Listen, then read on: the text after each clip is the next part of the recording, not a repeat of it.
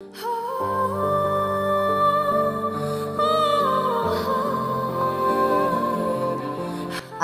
ঘুমিয়ে আছি। আজানের মধুর কণ্ঠে কান ভেসে আসলো, তাই আমার ঘুমটা ভেঙে গেল। আমি ঘুম থেকে উঠে চাচার রুমে গেলাম, দেখলাম চাচা ঘুমিয়ে আছে। আমি চাচাকে ডাক দিলাম ঘুম থেকে ওঠার জন্য। চাচা কিছুক্ষণ পর চোখ খুললো। আমি চাচাকে বললাম, চাচা তুমি তাড়াতাড়ি ঘুম থেকে উঠো, ফজরের আজান দিয়েছে, নামাজ পড়তে যেতে হবে। আচ্ছা আব্বু, উঠতেছি, চলো নামাজ পড়তে যাই।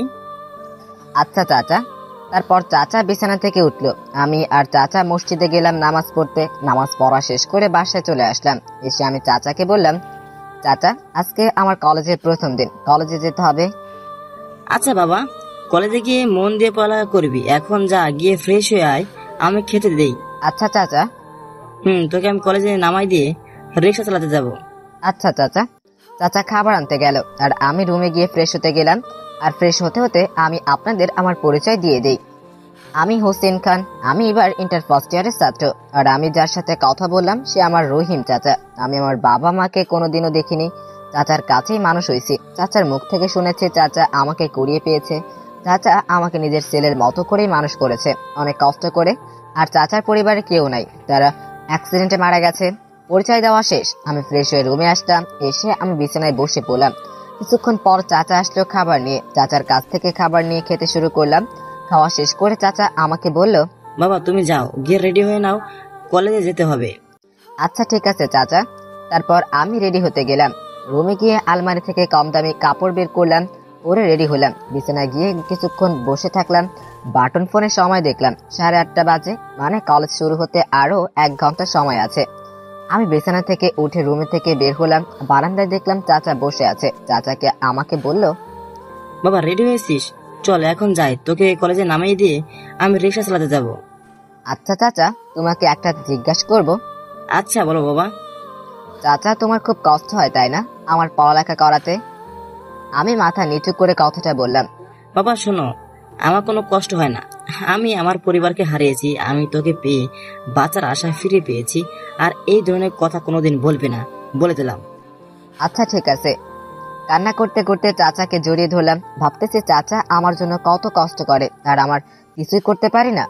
চাচা আমাকে শান্ত করালো আর বলল, শোন, তোর এই চোখে আমি পানি যেন কোনোদিন না দেখি। আচ্ছা চাচা। বাবা এখন চল, কলেজের সময় হয়ে যাচ্ছে। আচ্ছা চাচা। তারপর বাসা থেকে বের হলাম আমি আর চাচা। চাচা রিক্সা নিয়ে বের হলো, আমি রিক্সা চললাম। চাচা রিক্সা চালাতে শুরু করলো আর আমি মনে মনে ভাবতেছি চাচা আমাকে নিজের ছেলে মনে করে কত কিছু করতেছে আর আমি কিছু করতে পারতেছি না। এইভাবে ভাবতে ভাবতে কলেজে চলে আসলাম। কলেজে আসতে আধা ঘন্টা লাগলো। আমি রিক্সা থেকে নেমে চাচাকে বললাম, চাচা আমি কলেজে যাচ্ছি। আচ্ছা যা বাবা। চাচা রিক্সা চালাতে চলে গেল আর আমি কলেজের দিকে গেলাম। কলেজটায় দেখলাম কলেজ অনেক বড়। আমি কলেজের গেট দিয়ে ঢুকলাম। কলেজের ভিতরে চারপাশে দেখলাম অনেক ছাত্রছাত্রী। আমি সামনের দিকে যাচ্ছি, মাথা নিচু করে। তখন কে যেন ডাক দিল। আমি সামনের দিকে দেখলাম কিছু ছেলে ওখানে দাঁড়িয়ে আছে। আমি হেঁটে তাদের সামনে গেলাম। ওখান থেকে একটা ছেলে বলল, এই তুই কি এই কলেজে নতুন? জি ভাই, আমি এই কলেজে নতুন। তুই কোন ইয়ারে? এই তো ভাই, আমি ইন্টার ফার্স্ট ইয়ারে। ও, তোর নাম কি? ভাই আমার নাম হোসেন খান। মাথা নিচু করে কথাটা বললাম। ও, তাহলে আমাদের সাথে পরিচয় হয়নি। আচ্ছা ভাই বলুন। আমার নাম হচ্ছে রাসেল। আমার নাম হচ্ছে রাব্বি। আমার নাম হচ্ছে শ্রাবণ। ও ধন্যবাদ ভাই। আপনারা কোন ক্লাসে পড়েন? আমরা সবাই ইন্টার সেকেন্ড ইয়ারে পড়ি। আর কোনো সমস্যা হলে আমাদের বলবি, আমরা তার সমাধান করব। আর তোর ব্যবহার দেখে আমি মুগ্ধ, আজ থেকে তুই আমাদের সাথেই থাকবি। আচ্ছা ভাইয়া। এইভাবে বড় ভাইয়াদের সাথে গল্প করতে করতে আমরা সবাই সামনের দিকে তাকালাম। কয়েকটা মেয়ে আসতেছে। আমি তাদের মধ্যে মাঝখানে একটা মেয়েকে দেখে আমি ক্রাশ খেয়ে গেলাম। মেয়েটার পরনে নীল শাড়ি, হাতে চুড়ি, টানা টানা চোখ। এক কথায় মেয়েটাকে দেখে আমি ক্রাশ খেয়ে গেছি। মেয়েটা আমাদের সামনে দিয়ে চলে গেল ক্লাসে আর আমি তার দিকে হা করে তাকিয়ে আছি। বড় ভাই আমাকে বলল, এই হা করে তাকিয়ে কি দেখিস? ভাই পড়ি দেখি। আমি ঘরের মধ্যে কথাগুলো বললাম। কাকে দেখলি? আরে ভাই কাউকে না, আমি ঘোর কাটিয়ে কথাটা বললাম। রাব্বি দেখ, হোসেন বলে কি আমাদের ছোট ভাই ক্রাশ খেয়েছে আর আমাদের বলতে লজ্জা পাচ্ছে। আর ভাই কাউকে না। বুঝি, কাকে দেখে ক্রাশ খেয়েছিস? এই বলে ভাইয়ারা হাসিতে গড়াগড়ি খাচ্ছে। মুই আর কি করবো, চুপ করে আছি। এইভাবে কিছুক্ষণ গল্প করতে করতে ঘন্টা পড়ে গেল। রাসেল ভাই আমাকে বলল, তাহলে হোসেন তুই এখন ক্লাসে যা, ঘন্টা পড়েছে, ছুটি হলে আবার দেখা হবে ইনশাআল্লাহ। আচ্ছা ভাইয়া। আবার হ্যাঁ করে ওই মেয়ের দিকে তাকাইস না। তারপর ভাইয়ারা ক্লাসে চলে গেল আর আমি ক্লাসে চলে আসলাম। স্যার এখনো আসেনি, তাই আমি পিছনে গিয়ে বসে পড়লাম। আমি সামনে তাকালাম, দেখলাম তখন দেখা সেই মেয়েটি, মানে আমার ক্রাশ খাওয়া মেয়েটি সামনের তৃতীয় বেঞ্চে বসে পড়লো। মানে ক্রাশ খাওয়া মেয়েটি আমাদের ক্লাসে পড়ে। আমি বসে আছি, একটা ছেলে আমার কাছে আসলো। ও বলল, ব্রো তোমার পাশে কি বসতে পারি? ওহ ব্রো, বসে পড়ো। আমি তাকে বসতে দিলাম। সে আমাকে বলল, ব্রো তোমার নাম কি? আমার নাম হোসেন, তোমার নাম ব্রো? আমার নাম জুবাইর। ও আচ্ছা। তাহলে আজ থেকে আমি আর তুই ফ্রেন্ড। আচ্ছা ব্রো। বন্ধুদের মাঝে তুমি নয়, শুধু তুই। ওকে বন্ধু। তারপর আমি জোবাইয়ের সাথে কিছুক্ষণ গল্প করলাম। কিছুক্ষণ পর স্যার ক্লাসে আসলো। স্যার প্রথমে পরিচয় পর্ব নিল। সবার আমার এই ক্রাশ মেয়েটির পরিচয় নিল। ক্রাশ মেয়েটির নাম হলো রাফিয়া ইসলাম নিধি। তার বাবার নাম শাহিদুল ইসলাম। তার বাবা বাংলাদেশের একজন বড় ব্যবসায়ী। স্যার সবার পরিচয় নিল। এখন আমার পরিচয় পর্বের পালা। স্যার আমাকে বলল, এই লাস্টের বেঞ্চের ছেলে প্রথম জন দাঁড়াও। আমি দাঁড়িয়ে পড়লাম। স্যার আমাকে বলল, তোমার নাম দিয়ে পরিচয় পর্ব শুরু করো। জি স্যার, আমি মোহাম্মদ হোসেন খান। আমার পরিবার বলতে আমার একটা চাচা আছে, নাম রহিম। তিনি রিক্সা চালায়। ও, তোমার বাবা মা নেই? জি না স্যার, ছোট থেকে আমার বাবা মাকে দেখিনি। বেঁচে আছে না মারা গেছে, আমি চাচার কাছেই মানুষ হয়েছি। ও আচ্ছা, মন খারাপ করো না। আর ভবিষ্যতে তোমার কি হওয়ার স্বপ্ন? আমি একজন দেশের একজন সৈনিক হতে চাই স্যার। ভালো, তোমার মনের আশা পূরণ হোক, আমি এটাই চাই। জি স্যার। স্যার আমার পরিচয় পর্ব নেওয়ায় আমার বন্ধু জোবাইয়ের পরিচয় পর্ব নিল। জোবাইয়ের বাসা বরিশাল। তার বাবা একজন বিশিষ্ট ব্যবসায়ী, তার মা গৃহিণী। জোবাইয়ের অনেক দূর থেকে এখানে পড়াশোনা করতে এসেছে। এইভাবে পরিচয় পর্ব সবার নেওয়া শেষ হলো। আজকে এইভাবে ক্লাস শেষ হয়ে গেল। ক্লাস করে আমি আর জোবাইয়ের ক্লাস থেকে বের হলাম। কলেজ থেকে বের হওয়ার সময় বড় ভাইদের সাথে কথা বলে আসলাম আর জোবাইয়ের সাথে পরিচয় করিয়ে দিলাম। কলেজ থেকে বের হয়ে দেখলাম আমি আর জোবাইয়ের কলেজ ছুটি দেওয়ার পর বাইরে এসে দেখতে পেলাম চাচা দাঁড়িয়ে আছে। তাই আমি জোবাইরকে বললাম, দোস্ত তাহলে আবার কাল দেখা হবে। চাচা গাড়ি নিয়ে দাঁড়িয়ে আছে। আচ্ছা দোস্ত, আর শোন, তুই নিজেকে কখনো ছোট মনে করবি না। আচ্ছা দোস্ত। আর তোর মোবাইল নাম্বার দে, কথা বলবো বাসায় গিয়ে। আচ্ছা দোস্ত নে, 018696200141। আচ্ছা ঠিক আছে দোস্ত, বাই, আমি গেলাম, ফোনে কথা বলবো নি। আচ্ছা ঠিক আছে দোস্ত। তারপর জোবাইর চলে গেল আর আমি চাচার কাছে গেলাম। চাচা আমাকে দেখে বলল, প্রথম দিন ক্লাস কেমন হলো বাবা? আল্লাহর রহমতে ভালো হয়েছে চাচা। আচ্ছা বাবা, তাড়াতাড়ি রিক্সায় ওঠো, বাসায় যেতে হবে। আচ্ছা চাচা। তারপর আমি রিক্সায় উঠলাম। চাচা রিক্সা চালাতে শুরু করলো। আমি ভাবতেছি কলেজের প্রথম বড় আমাকে অনেক আপন করে নিল। আমার বন্ধু জোবাইয়ের মতো বন্ধু পেয়ে আমি খুশি। সে মিশুক ছেলে, আমাকে অনেক আপন করে নিল। এভাবে ভাবতে ভাবতে কখন বাসায় চলে আসলাম বুঝতে পারিনি। রিক্সা থেকে নেমে বাসায় চলে আসলাম। আমার বাসা হলো মাটির বাড়ি। আমি আর চাচা কোনো মতে থাকি। বাসার ভিতরে ঢুকে আমি ফ্রেশ হতে গেলাম। ফ্রেশ হয়ে কাপড় আলমারিতে রেখে আরেকটা কম দামি কাপড় পরে চাচার রুমে আসলাম। চাচা বসে আছে বিছানায়। আমি চাচাকে বললাম, চাচা আজকে আর রিক্সা চালাবা না? না বাবা, আজকে আর রিক্সা চালাবো না, ভালো লাগতেছে না, শরীরটা ক্লান্ত লাগতেছে। চাচা তুমি তাহলে বিছানায় শুয়ে পড়ো, ক্লান্তি দূর হবে। আচ্ছা বাবা, শুয়ে পড়ছি, তুইও গিয়ে শুয়ে পড়। চাচা আজকে একটু বাইরে ঘুরতে যাব প্লিজ। আচ্ছা ঠিক আছে, যাও, কিন্তু তাড়াতাড়ি বাসায় আসবা। আচ্ছা ঠিক আছে চাচা। তারপর চাচা বিছানায় শুয়ে পড়লো আর আমি বাইরে চলে এলাম ঘুরতে।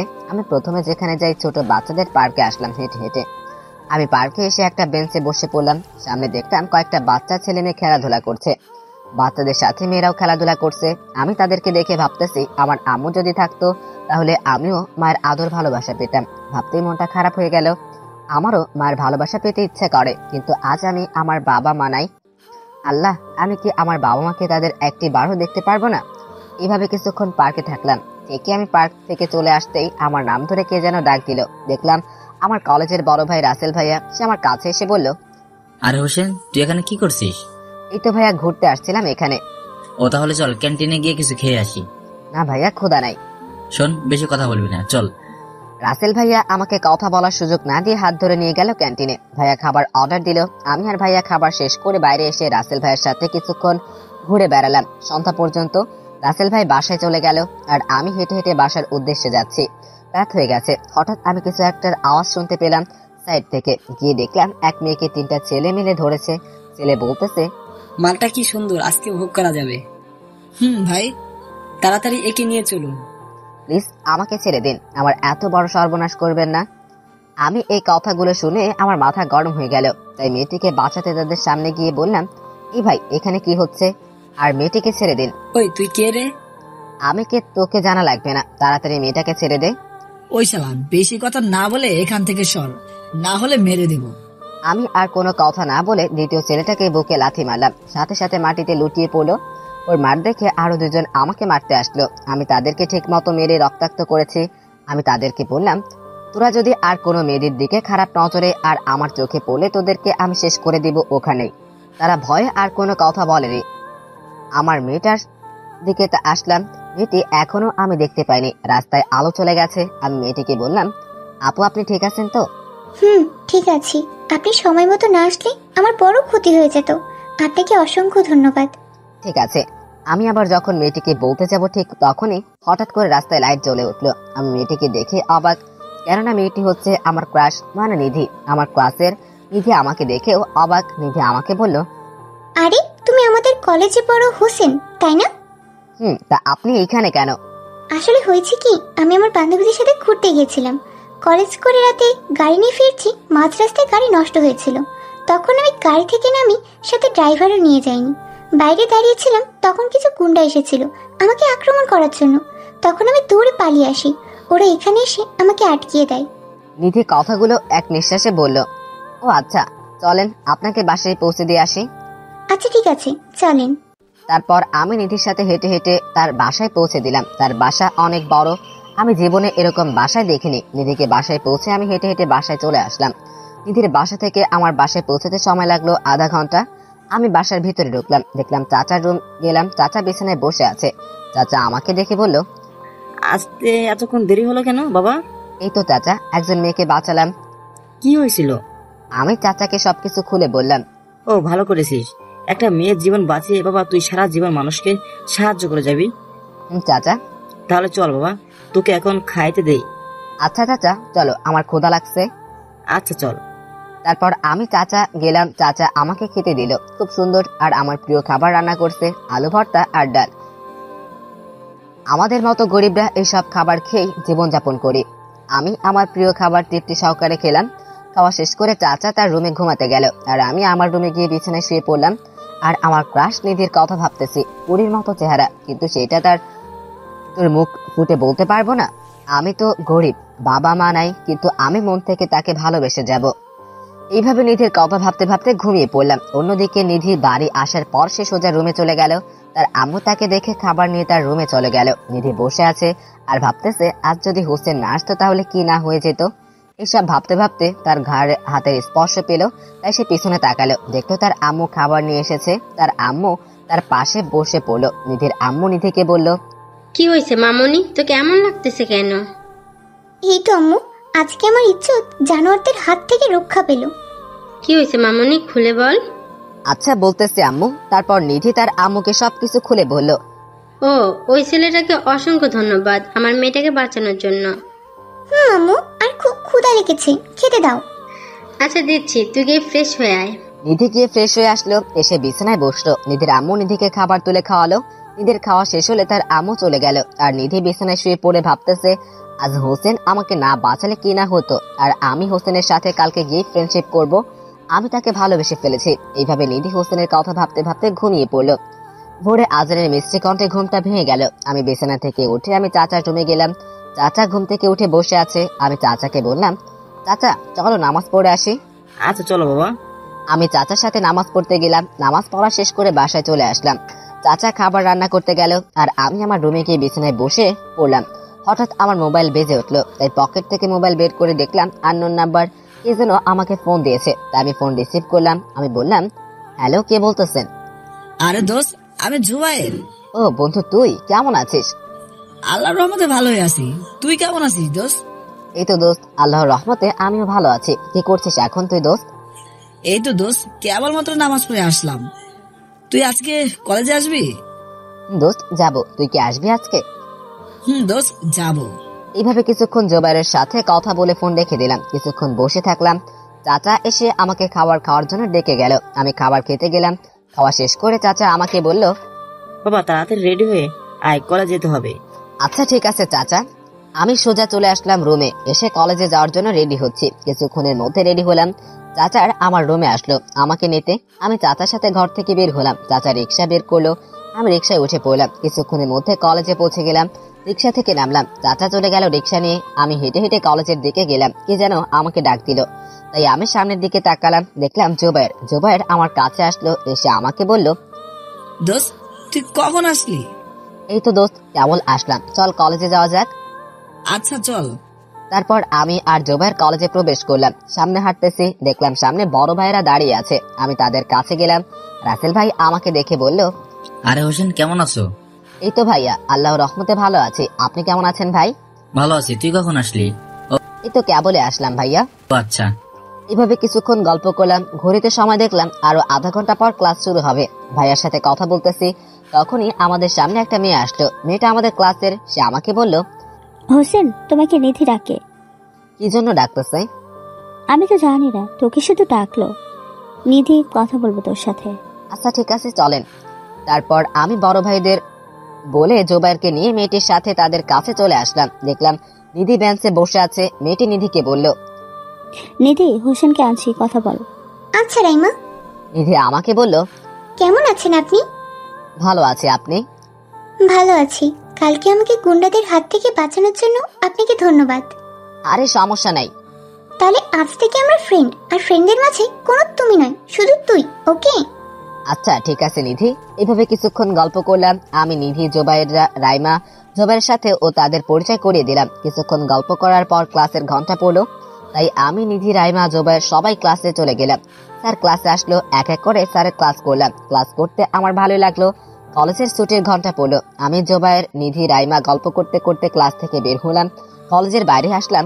চারজন মিলে আমি দেখলাম চাচা আজকে রিক্সা নিয়ে আসেনি। আমি চারজন মিলে হাঁটতেছি। নিধি আমাকে বলল, দোস্ত তাহলে চল রেস্টুরেন্টে, আজকে আমার পক্ষ থেকে সবাইকে ট্রিট দিব। আমি যাব না দোস্ত, তুই যা। আমি গরিব, তোদের সাথে খাওয়ার যোগ্যতা নাই। ওই, আমি কি কখনো তোকে গরিব বলেছি? আর শোন, বেশি কথা বলবি না, রাগাস না। আমি তার রাগ দেখে চুপ করে থাকলাম আর বললাম, আচ্ছা দোস্ত চল। তারপর আমি, জোবায়ের, নিধি আর রাইমা চারজন মিলে রেস্টুরেন্টে গেলাম খেতে। রেস্টুরেন্টে খাওয়া শেষ করে বাইরে চলে আসলাম। নিধি আমাকে বলল, দোস্ত তোর মোবাইল নাম্বার দে। আমার মোবাইল নাম্বার দিয়ে কি করবি তুই? ওই, কি করব মানে? তোর সাথে কথা বলবো, তাই তাড়াতাড়ি নাম্বার দিন। আচ্ছা দিচ্ছি, নে নাম্বার 01869620141। ওকে ঠিক আছে। তারপর আমি, নিধি, জোবায়ের আর রাইমা কিছুক্ষণ ঘুরে বেড়ালাম আর যে যার বাসায় চলে গেল। আর আমি আমার বাসায় চলে আসলাম। এইভাবে শুরু হলো আমার আর নিধির বন্ধুত্ব। হাসি ঠাট্টার মধ্যে কেটে গেল 6 মাস। এই 6 মাসে আমাদের কলেজের বড় ভাইরা আমাকে সব কাজে হেল্প করেছে। জোবায়ের আর ওর কিছু ফ্রেন্ডের সাথে বন্ধুত্ব হয়েছে। নিধির বান্ধবী রাইমাকে একদিন জোবায়ের প্রপোজ করেছিল। জোবায়ের আমাকে আগেই বলেছে নিধির বান্ধবী রাইমাকে খুব ভালোবাসে। জোবায়ের প্রপোজ রাইমা গ্রহণ করেছে। তাদের ভালোবাসা এখন ধীরে ধীরে এগিয়ে যাচ্ছে। চাচা আমাকে প্রতিদিন কলেজে রেখে যায়। এই 6 মাসে এমনও দিন গেছে চাচা টাকা রোজগার করতে পারেনি, আমাকে আর চাচাকে না খেয়েও থাকতে হয়েছে। আমি নিধিকে কখনো বলিনি যে আমার না খেয়ে আছে, কারণ আমি তাকে জানাতে চাই না সে বড়লোক হোক। আমি তার থেকে কোনোদিনও টাকা পয়সা কিচ্ছু চাইনি। আর আমি আর নিধির বন্ধুত্ব অনেক সুন্দরভাবে গড়ে উঠেছে। আমি এই 6 মাসে নিধির উপর অনেক দুর্বল হয়ে পড়েছি তাকে ভালোবাসি বলে, কিন্তু আমি বন্ধুত্ব নষ্ট হয়ে যাওয়ার ভয়ে নিধিকে কখনো আমি ভালোবাসার কথা বলিনি। আর আমি কি তার ভালোবাসার যোগ্য হতে পারবো? সে বড়লোক আর আমি গরিব, তাই আমি বন্ধুত্ব নষ্ট হয়ে যাওয়ার ভয়ে ভালোবাসার কথা নিধিকে বলিনি। কেটে গেল 6টি মাস, কিন্তু এই 6 মাস পর নিধি আমার সাথে এমন একটা কাজ করলো তা আমি কখনোই ভাবতেই পারিনি। আহা, আরামে আজকে ঘুমিয়ে আছি। আজানের মিষ্টি আওয়াজ আমার ঘুমটা ভেঙে গেল। আমি ঘুম থেকে উঠে চাচার রুমে গিয়ে চাচাকে ডেকে মসজিদে নামাজ পড়তে গেলাম। নামাজ পড়া শেষ করে বাসায় চলে আসলাম। এসে আমি বিছানায় বসে পড়লাম। আজকে কলেজ বন্ধ, তাই আমি ভাবতেছি আজকে বসে থেকে বাসার কাজ করব। আগে কিছুক্ষণ বিছানায় বসে থাকলাম, হঠাৎ পকেটে থাকা ফোন বেজে উঠলো। তাই পকেট থেকে মোবাইল বের করে দেখলাম নিধি ফোন দিয়েছে। নিধির নাম্বার আমার ফোনে সেভ করে আমি কল রিসিভ করলাম। আমি বললাম, কেমন আছিস তুই? এই তো ভালো আছি রে, তুই কোথায় আছিস? এই তো বাসায় বিছানায় বসে আছি। তুই তাড়াতাড়ি পার্কে আয়, তোকে একটা কথা বলবো। কি জন্য যাব? আর কোনো কথা বলার থাকলে ফোনে বল, বাসায় একটু কাজ করব তো। ওই, তুই এত বেশি বুঝিস কেন? আর ফোনে সব কথা বলা যাবে না। আর তুই আধা ঘন্টার মধ্যে না আসলে তোর খবর খারাপ করে দিব, বলে দিলাম। আর তুই এত রাগস কেন? আচ্ছা যাইতেছি, কিছুক্ষণ অপেক্ষা কর। আচ্ছা আয়। তারপর নিধির ফোন কেটে দিয়ে রুমে গিয়ে রেডি হতে গেলাম।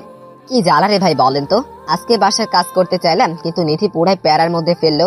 এখন আবার না গেলে রাগে ফায়ার হবে, আমার আস্থা রাখবে না। যাই হোক, কি আর করার, আমি কম দামি কাপড় পরে রেডি হয়ে চাচার রুমের দিকে গেলাম। চাচা বসে আছে চেয়ারে। চাচা আমাকে দেখে বলল, বাবা কোথায় যাবি? চাচা একটু বাইরে যাব, বন্ধু ডেকেছে তো, কিছুক্ষণ ঘুরে বাসায় আসবো। আচ্ছা ঠিক আছে বাবা, তাড়াতাড়ি আসবি কিন্তু। আচ্ছা ঠিক আছে চাচা।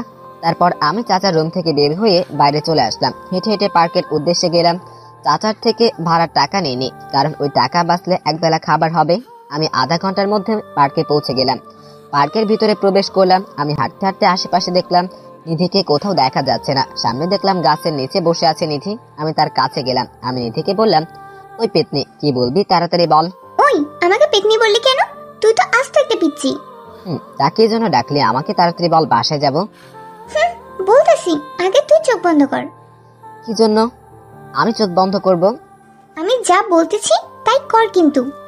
ওই তুই এত রাগস কেন? চোখ বন্ধ করতেছি তো। এই বলে আমি চোখ বন্ধ করলাম। কিছুক্ষণ চোখ বন্ধ করে থাকার পর নিধি আমাকে বলল, হোসেন তুই এখন চোখ খোল। আমি চোখ খোলার পর আমি নিধির দিকে তাকিয়ে অবাক। নিধি হাঁটু গেড়ে হাতে ফুল নিয়ে আমাকে প্রপোজ করলো আর বলল, হোসেন তুই কি আমার রাত জাগার সাথী হবি? তুই কি আমাকে তোর খুকির আম্মু হতে দিবি? তোর সাথে আমাকে সারা জীবন থাকার সুযোগ দিবি? তুই আমাকে সেদিন আমার ইজ্জত রক্ষা করেছিলি। তুই নারীদের সম্মান করতে জানিস। তুই এই সম্মান আর শ্রদ্ধার জন্য আমি তোকে সেই দিন থেকে ভালোবেসে ফেলেছি। তাই আমি পরিশেষে একটা কথাই বলতে চাই, আই লাভ ইউ হোসেন, আমি তোকে ভালোবাসি। নিধি কথাগুলো এক নিঃশ্বাসে বলল। আমি নিধির কথা শুনে থ মেরে আছি। আমি মুখের ভাষা হারিয়ে ফেলেছি। আমি স্বাভাবিক হয়ে নিধির হাত থেকে ফুল নিয়ে আর নিধিকে নিচ থেকে তুলে বললাম, দেখ নিধি, তুই বড়লোক, তোর বাবা মা সবাই আছে, আর আমি গরিব, আমি এতিম, আমার বাবা মা কেউ নাই। তুই আমাকে কিভাবে ভালোবাসবি? তোর বাবা মা তো আমার মতো একটা এতিম ছেলের সাথে তো তোকে বিয়ে দিবে না। আমি কথাগুলো মাথা নিচু করে বললাম। নিধি কোনো কথা না বলে হাতের সর্বোচ্চ শক্তি দিয়ে আমাকে কোষে ঠাটিয়ে ঠাস করে 2টা চড় মারলো। আমি নিধির হাতের চড় খেয়ে টাল সামলাতে না পেরে নিচে পড়ে গেলাম। আমি তো অবাক, নিধি আমাকে চড় মারলো। নিধি আমার শার্ট এক কলার ধরে নিচে থেকে তুলে গাছের সাথে চেপে ধরে বলল, কি বললি তুই? তুই আমাকে ভালোবাসবি না? আর তুই বললি আমার বাবা মা তোকে মেনে নেবে না? আমার ভালোবাসা এত সস্তা না যে কেউ মেনে নেবে না। আমি আমার আম্মুকে বলেছি আমি তোকে ভালোবাসি। আম্মুই তোকে প্রপোজ করতে বলেছিল, আমি তোকে যেন না হারিয়ে ফেলি। নিধির কথাগুলো রেগে বলল। চুপ করে আছি আমি। আর শোন, আমি তোকে ভালোবাসি, তুই শুধু আমার। আর তোকে ভালোবাসি আমি, তোর মুখ থেকে ভালোবাসার ডাক আজকে শুনবো। আমিও নিজেই নিধিকে ভালোবাসি, কিন্তু আমি ভেবেছিলাম আমি যদি নিধিকে ভালোবাসার কথা বলতাম তাহলে সে আমার সাথে বন্ধুত্ব নষ্ট করে দিত। আর আমি ভাবতাম তার বাবা মা আমাদের সম্পর্ক মেনে নিতে অস্বীকার করত। আজ আমার ধারণা ভুল। আমি দেখলাম নিধি আমার মুখের দিকে এগিয়ে আনতেছে। আমি নিধিকে বলতে যাব, নিধি আমাকে কথা বলতে না দিয়ে নিধি তার ঠোঁট আমার সাথে মিলিত করে দিল। আমি আর কোনো কথা বলতে পারছি না। নিধি আমার ঠোঁটকে তার দখলে নিয়েছে। জীবনের এই প্রথম কোনো মেয়ের ঠোঁটের ছোঁয়া পেয়ে আমারও ভালো লাগতেছে। আমি তার সাথে রেসপন্স দিলাম। দীর্ঘ 10 মিনিট পর নিধি আমাকে ছেড়ে দিল। আমি তো সেই লেভেলের হাঁপাচ্ছি। আমার নিরীহ ঠোঁটের উপর দিয়ে কি ঝর্ণায় বয়ে গেল। নিধি আমাকে হাঁপাতে হাঁপাতে বলল, আর যদি আমার ভালোবাসা গ্রহণ না করছো তাহলে তোর ঠোঁট আবার আমার আয়ত্তে নেব, তখন বুঝতে পারবি। আমি আর কোনো কথা না বলে নিধি জড়িয়ে ধরলাম আর কান্না করতে করতে বললাম, নিধি আমিও তোকে ভালোবাসি, কিন্তু তোর সাথে আমার বন্ধুত্ব হারানোর ভয়ে বলতে পারিনি। বললি না কেন আগে? আমি কি তোর ভালোবাসা গ্রহণ করতাম না? আরে আমি কি আগে জানতাম বল? আগে বললে কত নাই ভালো হতো, তোকে আমি পেতাম। শালি পেতনি আমার ঠোঁটের উপর দিয়ে কি নির্যাতন নাই করলো বাবা রে। কি বললি? আমি পেতনি হলে পিচ্চিটার ঘাড় মটকাবো। তারপর নিধির সাথে গল্প করলাম। নিধি আমাকে বলল, জান, আমাকে ছেড়ে আর কোনো দিন যাবা না তো?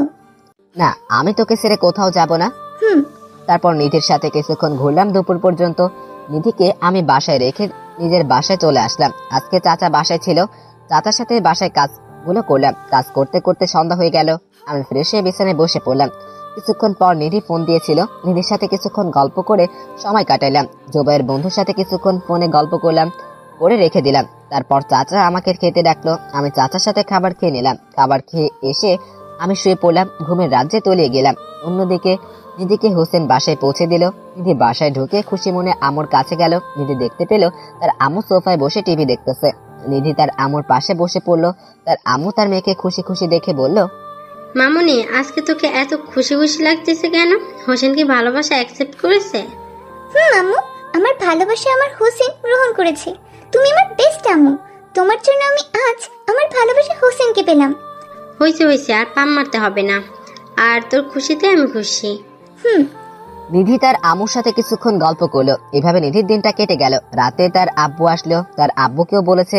তার আব্বু খুশি নিধির। তার আব্বু আম্মুর কিছুক্ষণ গল্প করে তার আম্মু নিধিকে খাবার বেড়ে দিল। নিধিকে খাবার তার আম্মু নিজের হাতে তুলে খাওয়ালো। নিধি খাবার খাওয়া শেষ করলো। নিধি আরো কিছুক্ষণ তার আব্বু আম্মুর সাথে গল্প করে তার রুমে গিয়ে বিছানায় শুয়ে পড়লো। কিছুক্ষণের মধ্যে ঘুমের রাজ্যে তলিয়ে গেল। এইভাবে কেটে গেল 2টি মাস। এই 2 মাসে নিধির আর আমার ভালোবাসা আরো শক্ত হয়েছে। জোবায়ের, রাইমা ও আমাদের ভালোবাসার কথা জানে। আজকে ঘুম থেকে উঠে তাড়াতাড়ি আমি নামাজের জন্য উজু করতে গেলাম। উজু করে সোজা চাচার রুমে গেলাম। চাচাকে ডেকে নিয়ে মসজিদে গেলাম নামাজ পড়তে। নামাজ পড়া শেষ করে আমি আর চাচা বাসায় চলে আসলাম। আমি রুমে এসে বিছানায় বসে পড়লাম। আমার পকেটে থাকা মোবাইল বেজে উঠলো। আমি মোবাইল হাতে নিয়ে দেখলাম নিধি ফোন দিয়েছে, তাই রিসিভ করলাম। নিধি আমাকে বলল, ঘুম থেকে উঠেছিস? ঘুম থেকে উঠে নামাজ পড়ে এসে বসে আছি, আর তুই আমাকে ফোন দিলি। তুই কি করিস? আমি কেবল ঘুম থেকে উঠলাম। তুই তাড়াতাড়ি কলেজে আসিস। কলেজ করে আজকে একটু ঘুরতে যাব। তোর সারাক্ষণ খালি ঘুরে বেড়ানো। আমার জানটার সাথে ঘুরবো, তাতে তোর কি? এই আইসি ঘুরতে। আচ্ছা, তাড়াতাড়ি আসবি। ফোন তাহলে রেখে নে, তাড়াতাড়ি রেডি হতে হবে। আচ্ছা ঠিক আছে। কিছুক্ষণ কথা বলে ফোন রেখে দিলাম। বিছানায় কিছুক্ষণ বসে থাকলাম। তারপর আমি রেডি হতে গেলাম। রেডি হয়ে চাচার রুমে আসলাম। চাচা খেতে দিল। আমি খাওয়া দাওয়া সেরে কলেজের উদ্দেশ্যে গেলাম। কলেজে গিয়ে আমি বড় ভাইদের সাথে দেখা করে নিধির কাছে গেলাম। দেখলাম রাইমা আর জোবাইয়ের কাছে। আমি জোবাইরকে মজা করে বললাম, কি হলো দোস্ত, কলেজে বসে থাকা প্রেম করছিস? তুই তো কোনোদিনও ভালো হবি না, শুধু আমাকে নিয়ে মজা করিস। আর তুই তো বারবার এম করছিস, তাই না? আমি আবার জোবাইরকে বললাম, দোস্ত নিধি আসেনি? না দোস্ত, এখনো আসেনি, কিছুক্ষণের মধ্যে চলে আসবে, ফোন দিয়েছিলাম। আচ্ছা ওকে। ওই হোসেন, বস তো আমাদের সাথে। আচ্ছা বসতেছি। তারপর বসে পড়লাম। বসে থেকে জোবাইর আর রাইমার সাথে আমি 10 মিনিট গল্প করলাম। হঠাৎ জোবাইর আমাকে বলল, দোস্ত সামনে একটু দেখ। কি জন্য সামনে দেখবো? দেখ না, আগে দেখ তারপরে বলিস। জোবাইরের কথা মতো আমি সামনের দিকে তাকালাম। সামনের দিকে তাকিয়ে আমি হা করে আছি। নিধি আসতেছে। নিধি নীল শাড়ি পরেছে, হাতে চুড়ি পরে আছে। জাস্ট এক কথায় অসাধারণ লাগতেছে নিধিকে। আমি হা করে আছি। নিধি কখন যে আমার সামনে আসছে আমি বুঝতে পারিনি। নিধি হাতের চুড়ি বাজিয়ে বলল, ওই হা করে আছিস কেন? মুখে মশা ঢুকবে। আমি নিধির কথা শুনে স্বাভাবিক হয়ে বললাম, এত সুন্দর করে সে যে আসলো, আমরা তো হা করেই থাকবো। আইছে বললেই হলো। তা এতক্ষণ দেরি করলি কেন? এই তো একটু গাড়ি পেতে দেরি হলো। ও, তা পেতনিদের মতো হয়ে আসছিস কেন? ওই কি বললি আমাকে? আমি পেতনি? এই বলে নিধি কিল ঘুষি দিল। আমি বললাম, আই পেতনি, মারছিস কেন? আমি বলে তো ঠিক করছি। ওই আবার হাসছিস? দেরি কর, তোরে তো। এই বলে আবার মারতে তেড়ে আসলো। তখন রাইমা নিধিকে আটকে দিয়ে বলল, এই তোরা দুজন কি শুরু করলি? থাম তোরা দুজন। ওই হাদারাম তো আগে শুরু করেছে। এই বললেই হলো। এই হইছে, থাম এখন তোরা। তারপর আমি আর নিধি থামলাম। এইভাবে কিছুক্ষণ 4 জন গল্প করলাম। ক্লাস শুরু হওয়ার ঘন্টা বাজলো। আমরা 4 জন ক্লাসে গেলাম। একে একে সব ক্লাস করলাম। দুপুর হয়ে গেছে। এখন কলেজে ছুটি দিল। আমি, নিধি, জোবাইর আর রাইমা ক্লাস থেকে বের হলাম। আমরা কলেজ থেকে বের হয়ে পার্কের দিকে গেলাম। আমরা 4 পার্কে হেঁটে হেঁটে পৌঁছালাম। পার্কে বিকেল পর্যন্ত ঘুরলাম।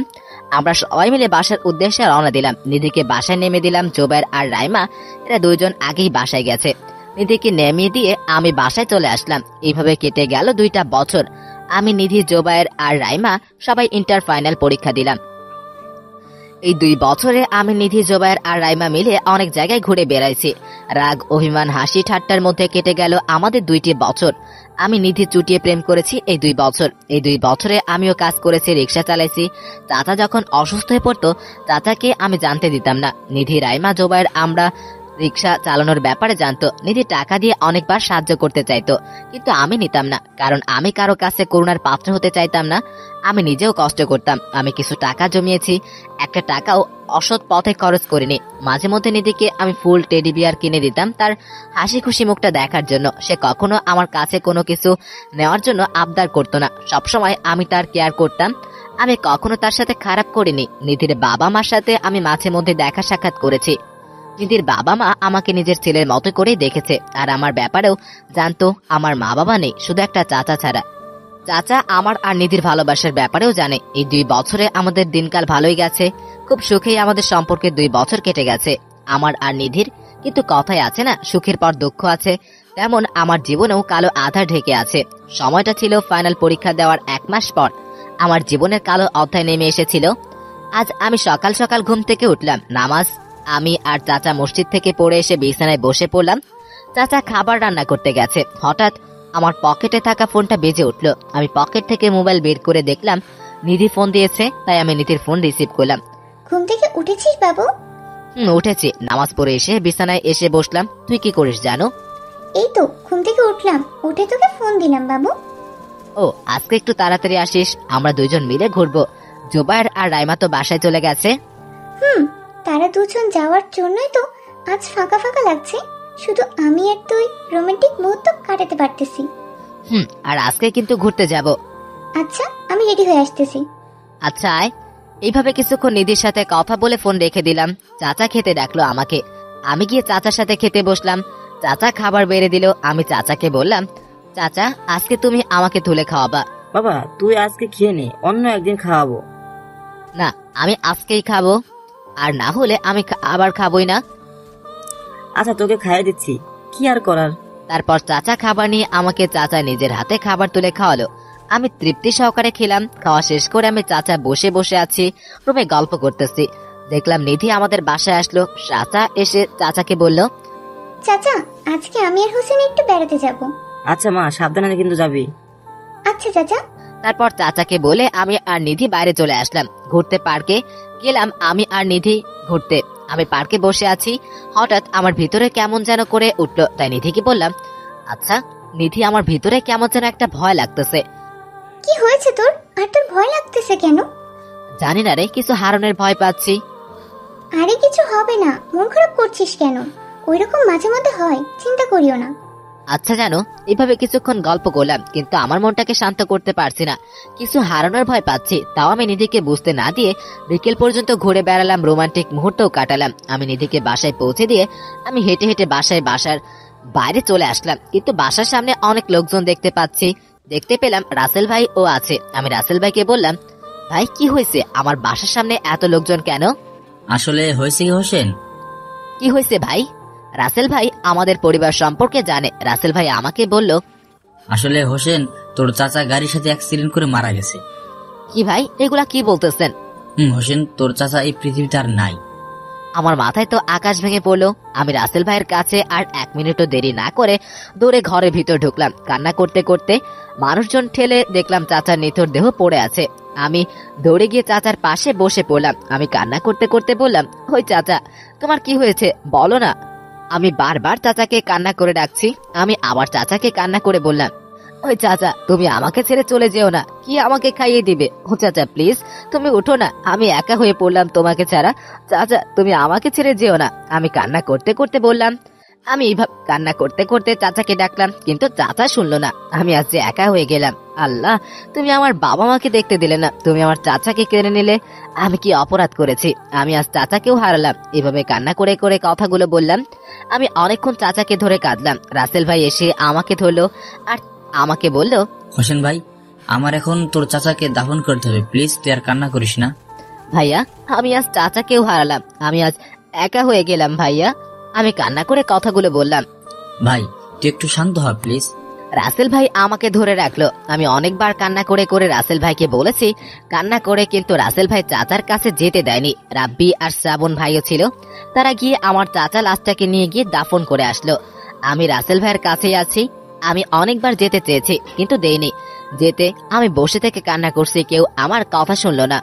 আমি আজ যে একা হয়ে গেলাম। দেখলাম রাসেল ভাই খাবার নিয়ে কোথা থেকে এসে আমাকে বলল, প্লিজ ভাই তুই আর কান্না করিস না, জানিস তো মানুষ মরণশীল। প্লিজ হোসেন, তুই অনেকক্ষণ থেকে কিছু খাসনি, তোর জন্য খাবার এনেছি, আমি তোকে তুলে খাওয়াচ্ছি, তুই হা কর। রাসেল ভাই মন খারাপ করে, ভাইয়া আমি খাবো না, তুমি আমার চাচাকে আমার কাছে এনে দাও না প্লিজ। প্লিজ হোসেন, তুই বুঝতেছিস না কেন তোর চাচা মারা গেছে, আর এখন কান্না না করে প্লিজ খাবার খা।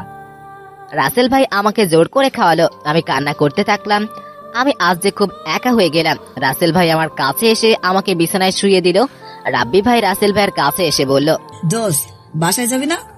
না রে দোস্ত, তোরা যা, আমি হোসেনের কাছে থাকি, তার মনের অবস্থা ভালো না, জানিস তো। আচ্ছা ঠিক আছে, তুই থাক, হোসেনের কাছে আমি গেলাম। আচ্ছা ঠিক আছে দোস্ত। তারপর রাব্বি ভাই চলে গেল আর রাসেল ভাই আমার পাশে বসে পড়লো। রাসেল ভাই হাত বুলিয়ে দিচ্ছে আমার মাথায় আর আমি কান্না করলাম। আমি আমার চাচাকে হারালাম। এইভাবে কান্না করতে করতে রাসেল ভাই আমার মাথায় হাত বুলিয়ে দিচ্ছে আর আমি কান্না করতে করতে ঘুমের রাজ্যে তলিয়ে গেলাম। এইভাবে কেটে গেল 4 দিন। এই 4 দিনে আমি আমার চাচার জন্য অনেক কান্না করেছি। জোবায়ের, রাইমা, নিধিও আমার চাচার মারা যাওয়ার খবর পেয়েছে। তারা এসে আমাকে সান্ত্বনা দিয়ে গেছে।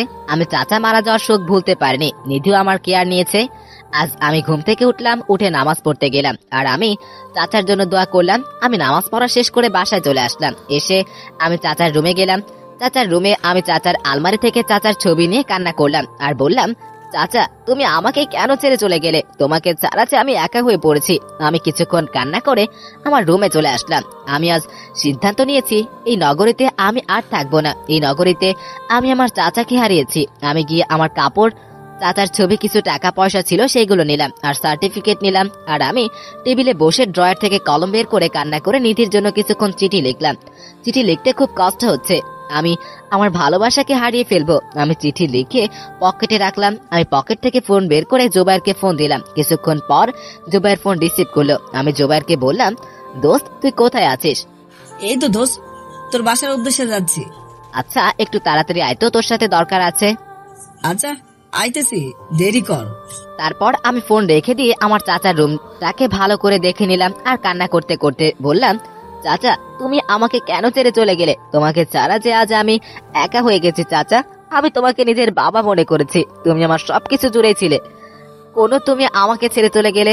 আল্লাহ, আমি কি কোনো অন্যায় করেছিলাম যে তুমি আমার চাচাকে আমার কাছ থেকে কেড়ে নিলে? এইভাবে আমি কান্না করতেছি আর বলতেছি। কান্না করতে করতে হঠাৎ আমি কারো হাতের স্পর্শ পেলাম। তাই পিছনে তাকিয়ে দেখলাম জোবায়ের এসেছে। আমি কান্না থামালাম। জোবায়ের আমার পাশে বসলো। জোবায়ের আমাকে বলল, দোস্ত কান্না করিস না, ভাগ্য যা আছে তা তো হবেই রে। আচ্ছা দোস্ত, একটা কথা রাখবি আমার? আচ্ছা বল দোস্ত। আমি পকেট থেকে কাগজ বের করলাম। আমি তার হাতে কাগজ দিয়ে বললাম, দোস্ত তুই এই কাগজটা নিধিকে দিয়ে দিবি। কেন দোস্ত, কিসের কাজ এটা? দোস্ত আমি আর এই নগরীতে থাকবো না। আমি আমার চাচাকে এই নগরী থেকে হারিয়েছি। আমি অন্য কোনো নগরীতে যাব। কি বলছিস দোস্ত? এইগুলো তুই আর আর কোথাও যাবি না, আমাদের এখানে থাকবি? এইভাবে জোবায়ের আমাকে অনেক বুঝাইলো, কিন্তু আমি এখানে আর থাকবো না। তাই জোবায়ের আমাকে বলল, আচ্ছা তুই যা, কিন্তু আমাকে ফোন দিয়ে আমার সাথে কথা বলিস। আচ্ছা দোস্ত, আর তুই এই কাগজটা নিধিকে দিবি। আজ তুই ভালোবাসার কাছে থেকে দূরে সরে যাচ্ছিস। দোস্ত কিছু করার নাই, যে আর আমি গেলাম। আর আল্লাহ যদি বাঁচিয়ে রাখে তোর সাথে আবার দেখা হবে। আচ্ছা রে দোস্ত। আমি জোবায়েরকে কিছুক্ষণ জড়িয়ে ধরে কান্না করলাম। তারপর স্বাভাবিক হয়ে বাসা থেকে বের হলাম এবং বাসাটাকে শেষবারের মতো দেখে নিলাম। আমি বাসা ছেড়ে জোবায়েরের সাথে রওনা দিলাম বাস স্ট্যান্ডের উদ্দেশ্যে। কিছুক্ষণের মধ্যে বাস স্ট্যান্ডে পৌঁছে গেলাম। আমি জোবায়েরের কাছে থেকে শেষ বিদায় নিয়ে বাসে উঠলাম। আমি আগেই টিকিট কেটে রেখেছি। আমি বাসে উঠে মোবাইল বন্ধ করে রাখলাম। কিছুক্ষণের মধ্যে বাস ছেড়ে দিল। দীর্ঘ 6 ঘন্টা পর ঢাকা মহানগরীতে পৌঁছে গেলাম। অন্যদিকে জোবায়ের তার বন্ধুকে বাসে তুলে দিয়ে শেষ বিদায় নিয়ে বাস স্ট্যান্ড থেকে জোবায়ের চলে আসলো এবং পকেট থেকে মোবাইল বের করে নিধিকে ফোন দিল। কিছুক্ষণের মধ্যে নিধি ফোন রিসিভ করলো। জোবায়ের নিধিকে বলল, নিধি তুই এখন কোথায় আছিস? এই তোরে বাসায় আছি, এখন আমার জানের বাসায় যাব। নিধি তুই বাসায় থাক, আমি তোর বাসায় যাচ্ছি। কি জন্য আসবি? আমি তো জানের বাসায় যাচ্ছি, তুই ওখানেই আয়। আমি যা বলতেছি তুই বাসায় থাক, একটা কথা বলবো তোর সাথে, বাসায় যাচ্ছি। আচ্ছা আয়, তোর সাথে কথা বলি জানের বাসায় যাব। তারপর জোবায়ের ফোন রেখে নিধির বাসার উদ্দেশ্যে রওনা দিল। 20 মিনিট পর নিধির বাসায় পৌঁছে গেল। নিধিদের বাসায় গিয়ে বেল বাজালো জোবায়ের। তার আম্মু গিয়ে দরজা খুলে দিল। তার আম্মু জোবায়েরকে দেখেই বলল, বাবা কেমন আছিস? এই তো আন্টি ভালো আছি, আপনি কেমন আছেন? ভালো আছি বাবা। তা কি জন্য তুমি এখানে এসেছো, কোনো দরকার? এই তো আন্টি একটু দরকার, নিধিকে একটু ডেকে দিন। আচ্ছা ভিতরে আসো, নিধিকে ডেকে দিচ্ছি। আচ্ছা আন্টি। তারপর জোবায়ের নিধিদের বাসায় ঢুকলো আর নিধির আম্মু নিধিকে ডেকে আনলো। জোবায়ের দেখলো নিধি তার কাছে আসলো। নিধি জোবায়েরকে বলল, কি বলবি দোস্ত, এত জরুরি তলব তোর? নিধি সরি রে, আমি তোর জন্য কিছুই করতে পারলাম না। কি হয়েছে খুলে বলতো, ঘুরে পেঁচিয়ে না বলে। নিধি, আমি হোসেনকে আটকাতে পারলাম না রে। এই তুই কি বলছিস এগুলা? আর হোসেনের কি হয়েছে? হোসেন আমাদের ছেড়ে চলে গেছে। কি বলছিস এগুলা? হোসেন আমাকে ছেড়ে কোথায় গেছে? এই নে ধর চিঠি, হোসেন তোকে দিয়ে গেছে। জোবায়ের নিধিকে চিঠি দিল আর নিধি তড়িঘড়ি করে চিঠি নিল। কান্না করতে করতে সে চিঠিগুলো পড়তে লাগলো। চিঠিতে লেখা আছে, প্রিয় নিধি, তুই কেমন আছিস রে? জানিস আজ আমি সবকিছু হারিয়ে ফেলেছি। আমার চাচা, যাকে আমি বাবা মনে করেছি, সে আজ আমাকে ছেড়ে পরপারে চলে গেছে। আমাকে একা করে, জানিস, এখনো আমার নিজেকে একা মনে হচ্ছে। জানিস নিধি, আমার বাবা মার মুখ কখনো দেখিনি আমি। এতিম আমি আমার চাচাকে নিজের বাবা মনে করেছি। আজ দেখ ভাগ্যের কি নির্মম পরিহাস, আজ আমি আমার চাচাকে হারিয়ে ফেললাম। আজ নিজেকে খুব ছোট মনে হচ্ছে। আর নিধি, আমি তোকে এখনো খুব ভালোবাসি, আজ তোকেও ছেড়ে চলে যেতে হচ্ছে। নিধি, তুই কান্না করবি না আর দুঃখ পাবি না।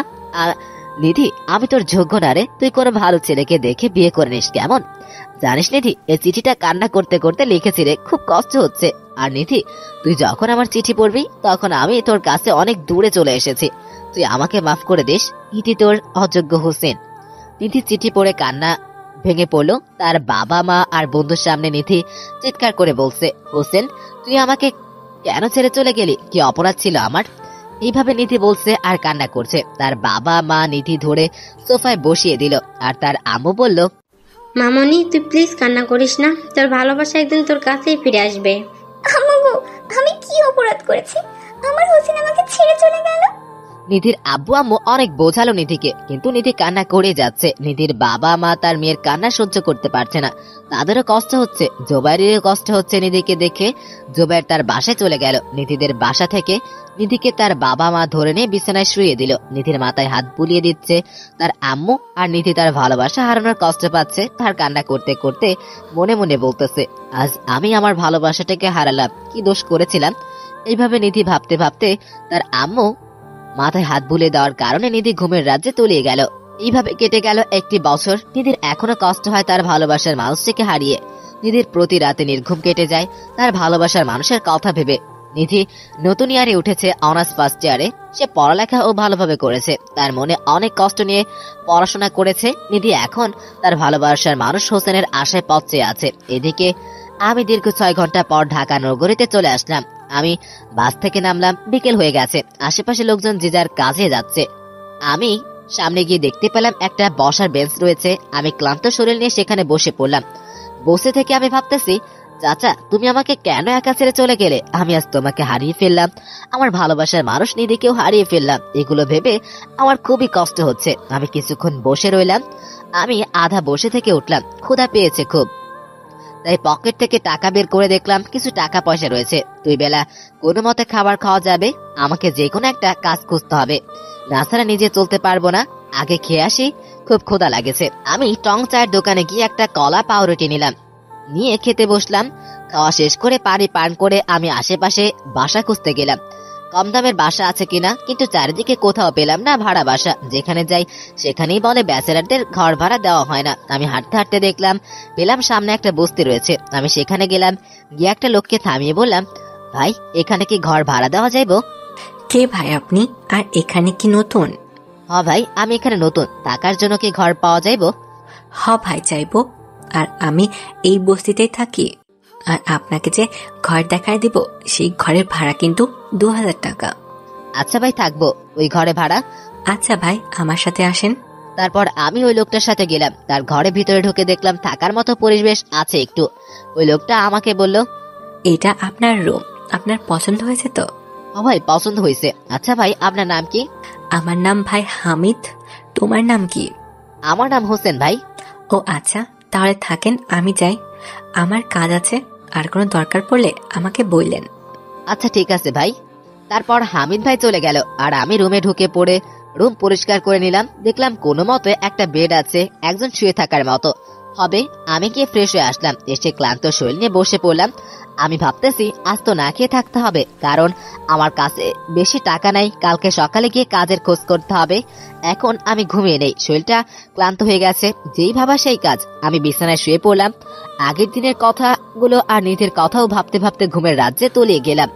আজ তাড়াতাড়ি ঘুম থেকে উঠে ফ্রেশ হতে গেলাম। ফ্রেশ হয়ে এসে বাইরে গেলাম। হেঁটে যেতেই হামিদ ভাইয়ের সাথে দেখা হয়ে গেল। আমি হামিদ ভাইয়াকে বললাম, ভাই এখানে মসজিদ কোথায়? মসজিদের নামাজ পড়তে যাবেন? ভাই নামাজ পড়তে যাব। আচ্ছা, ও ডান দিকে গিয়ে সামনে দেখতে পাবেন মসজিদ, সেখানে গিয়ে নামাজ পড়ে আসেন। আচ্ছা ভাই।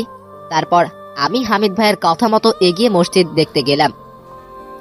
আমি মসজিদে গিয়ে নামাজ পড়ে আসলাম। নামাজ পড়ে এসে আমি বস্তিতে না গিয়ে আমি একটু আশেপাশে ঘুরে বেড়ালাম। ঘুরে বেড়াতে আমি পকেটে মোবাইল হাতে নিয়ে দেখতে পেলাম 300টা প্লাস মিস কল। দেখলাম সবগুলা নিধির নাম্বার থেকে এসেছে, তাই আমি এদিকে গুরুত্ব না দিয়ে সময় দেখলাম সকাল 8টা বাজে। আমি মোবাইলের সিম খুলে পকেটে রাখলাম এবং মোবাইল চালু করলাম।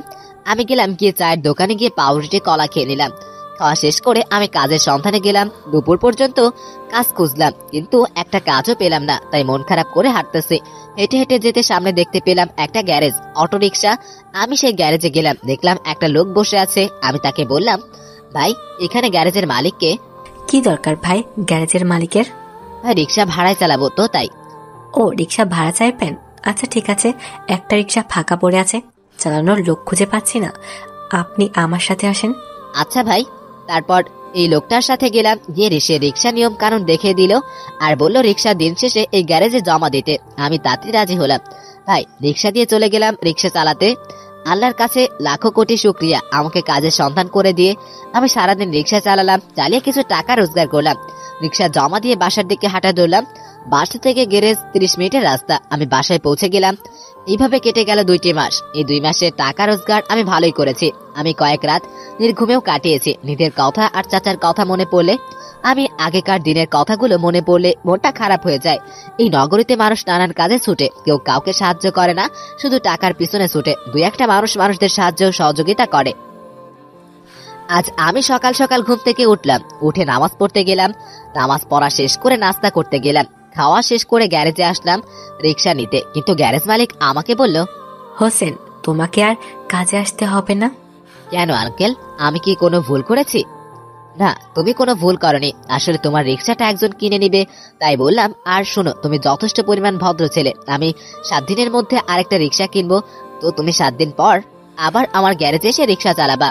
আমি আর কথা না বলে মন খারাপ করে গ্যারেজ থেকে বের হলাম। আমি বুঝতে পেরেছি যা বললো এমনি আশ্বাস দিল, থাক আর করার কিছু নাই, কাজের সন্ধানে আবার যেতে হবে। আমি গিয়ে একটু পার্কে গেলাম মনটা ভালো করতে। পার্কে গিয়ে বসে থেকে নিধির কথা আবার মনে পড়ে মনটা খারাপ হয়ে গেল। আমি বসে থেকে আশেপাশের পরিবেশ দেখেছি, বাচ্চারা খেলাধুলা করছে, তা দেখে আবার মনটা একটু ভালো হয়ে গেল। সামনে দেখতে পেলাম একটা কিউট বাচ্চা তার আব্বু আম্মুর সাথে খেলাধুলা করছে। আমি ভাবতেছি আমার বাবা মা যদি এইভাবে আমার সাথে খেলাধুলা করতো। বাবা মার কথা মনে পড়তে মনটা খারাপ হয়ে গেল। আমি কিছুক্ষণ বসে থেকে ভাবতেছি, দেখলাম সে কিউট বাচ্চার বাবা মা কোথায় যেন গেছে। আমি সে এক বাচ্চাকে মেয়েকে দেখতেছি। হঠাৎ কোথা থেকে একটা লোক আসলো ওই বাচ্চা মেয়েটার কাছে, বাচ্চা মেয়েকে কোলে নিয়ে কোথায় যেন যাচ্ছে। তাই আমি বেঞ্চ থেকে উঠে ওই লোকটার পিছু নিলাম। সামনে তাকিয়ে দেখলাম ওই বাচ্চার মা তার মেয়েকে খুঁজছে। তার সাথে তার বাবাও ওই বাচ্চাকে নিয়ে যাওয়া লোকটাকে দেখতে পেয়ে বাচ্চার আম্মু চিৎকার করে বলছে, আমার বাচ্চাটাকে ওই লোকটা নিয়ে যাচ্ছে, কেউ আটকাও। আমি এটা শোনার সাথে সাথে আমি ওই লোকটার পিছনে দৌড়ে গেলাম। ওই লোকটাও বাচ্চাটাকে নিয়ে দৌড়াচ্ছে আর বাচ্চা মেয়েটা ভয়ে কান্না করতেছে। আমি দৌড়ের স্পিড বাড়ালাম। ওই লোকটা দৌড়ানোর আগে আমি গিয়ে পার্কে গেটে দাঁড়িয়ে থাকলাম। এই লোকটা আমার দিকে দেখেই আসতেছে। আমি ওকে সাথে সাথে ধরে ফেললাম আর ওই বাচ্চা মেয়েটাকে আমি ওই গুন্ডার হাত থেকে কেড়ে নিলাম। আমার কোলে নিয়ে ওই লোকটাকে এলো পাতারি ভাবে লাথি মারলাম আর বললাম, শালা কুত্তার বাচ্চা, তুই ছোট বাচ্চাকে ধরে নিয়ে যাবি তাই না? আরো ওকে মারলাম আর বাচ্চার আম্মু আর আব্বুটাও আসলো আমার কাছে। আমি বাচ্চার কিউট মায়েটাকে তার মায়ের কোলে দিলাম আর আম্মু তো তার মেয়েটাকে আদর করতেছে তার কোলে ফিরে পেয়ে। আর বাচ্চার বাবা আমাকে বলল, ভাই আপনাকে অসংখ্য ধন্যবাদ আমার মেয়েটাকে বাঁচানোর জন্য। ধন্যবাদ দিতে হবে না। আর আপনারা মেয়েটাকে রেখে কোথায় গিয়েছিলেন? আসলে ভাই আমরা একটু ক্যান্টিনে গেছিলাম। রেখে গিয়েছিলেন ভালো কথা, কিন্তু তাই বলে আপনারা দুইজনই যাবেন? আসলে ভাই আমাদের ভুল হয়েছে, আর আমাদের মেয়েটাকে রেখে কোথাও যাব না। আচ্ছা ঠিক আছে, আর ভুলে যেন না হয়। ঠিক আছে ভাই। আর আপনার নাম কি? আমার নাম হোসেন। ও আচ্ছা ভাই। তারপর তাদের সাথে কিছুক্ষণ কথা বলে তারা চলে গেল, আর আমি ওখান থেকে বাসায় আসলাম। বিকেল হয়ে গেছে। আমি বাসায় এসে ফ্রেশ হয়ে বিছানায় একটু গা এলিয়ে দিলাম। কিছুক্ষণের মধ্যে ঘুমের রাজ্যে তলিয়ে গেলাম। প্রায় 2 ঘন্টা পর ঘুম থেকে উঠলাম। উঠে আমি ফ্রেশ হয়ে হাতে গেলাম। ফ্রেশ হয়ে এসে ঘড়ির সময় দেখলাম রাত হয়ে গেছে। বসে থেকে ভাবছি এইভাবে চলতে পারবো না, কোনো একটা কাজ জোগাড় করতে হবে। দেখি কালকে গিয়ে কাজ জোগাড় করতে হবে, না হলে চলতে পারবো না। এখন ক্ষুধাও লেগেছে, টাকাও কাছে অল্প আছে, যাই কিছু খেয়ে আসি। যেই ভাবা সেই কাজ। আমি রুম থেকে বের হয়ে খাবারের দোকানে চলে আসলাম। খাবার খেতে পাউরুটি, কলা আর একটা কেক খেলাম। খাওয়া শেষ করে পানি খেয়ে রুমে চলে আসলাম। এসে বসে বসে ভাবতেছি আগের দিনগুলো আমার জীবনে কত সুখের ছিল। আমি আজ ইতিম হয়ে গেছি। চাচা ছিল, অ্যাক্সিডেন্ট করে মারা গেল। আজ আমি আমার জীবনে বাবা মার মুখও দেখতে পেলাম। এই দিনগুলো ভাবতেছি, চোখ দিয়ে পানি পড়ছে। আমি আজ নিধিকেও হারিয়ে ফেলেছি। এই কথাগুলো ভাবতে ভাবতে ঘুমের রাজ্যে তলিয়ে গেলাম। আজ আমি তাড়াতাড়ি ঘুম থেকে উঠলাম, বিছানায় বসে থাকলাম। কিছুক্ষণ পর ফজরের আজান দিল। আমি বিছানা থেকে উঠে ফ্রেশ হয়ে ওযু করে নামাজ পড়তে গেলাম মসজিদে। নামাজ পড়া শেষ করে আমি 4 স্টলে সকালে নাস্তা করতে অল্প কিছু খেয়ে বাসায় চলে আসলাম। হেঁটে হেঁটে বাসায় এসে বিছানায় কিছুক্ষণ শুয়ে রইলাম। সকাল হয়ে গেছে, তাই বিছানা থেকে উঠে বাসা থেকে বের হলাম। হয়ে কাজের সন্ধানে গেলাম। 2 ঘন্টা কাজের সন্ধান করলাম, কিন্তু কোনো জায়গায় কাজ পেলাম না। মন খারাপ করে হাঁটছি। আমি আরেকটা দোকানে গেলাম, সেখানে তাই লোক নিবে। দোকানটা অবশ্য আমার পরিচিত, তাই দোকানের সামনে গেলাম। দোকানদার ভাই আমাকে বলল, আরে হোসেন যে, কেমন আছো? এই তো রাজেন ভাই, ভালো আছি, আপনি? ভালো আছি ভাই। কোনো কিছুর কি দরকার? হ্যাঁ ভাই, আপনার দোকানে তাই লোক দরকার। আমাকে কি কাজে নেবেন প্লিজ? লোক তো নেওয়া হয়েছে রে ভাই, আর 3 দিন আগে আসতে পারলি না? আর তুই তো রিক্সা চালাতি, সেটা কোথায়? ভাই ওই রিক্সা আমার কাছে আর নাই, গ্যারেজ মালিক সেটা বেচা দিছে। ও কিছু মনে করিস না, তুই একজন সততাবান ছেলে অন্য জায়গায় কাজ খুঁজুক, পেয়ে যাবে। আচ্ছা ভাই, আমি রাজেন ভাইয়ের দোকান থেকে যেতে ধরবো, তখন কে যেন আমাকে ডাক দিল। আমি দেখলাম একজন অপরিচিত লোক আমার কাছে এসে বলল, তোমার নাম কি? আমার নাম হোসেন খান। ও, তা তুমি কি কোনো কাজ খুঁজছো? না আঙ্কেল, আমি কাজ খুঁজতেছি। অপরিচিত লোকটা আমার হাতে একটা কার্ড দিয়ে আমাকে বলল, শোনো, তুমি এই কার্ডের ঠিকানায় যোগাযোগ করো, কাজ পেয়ে যাবা। আচ্ছা আঙ্কেল।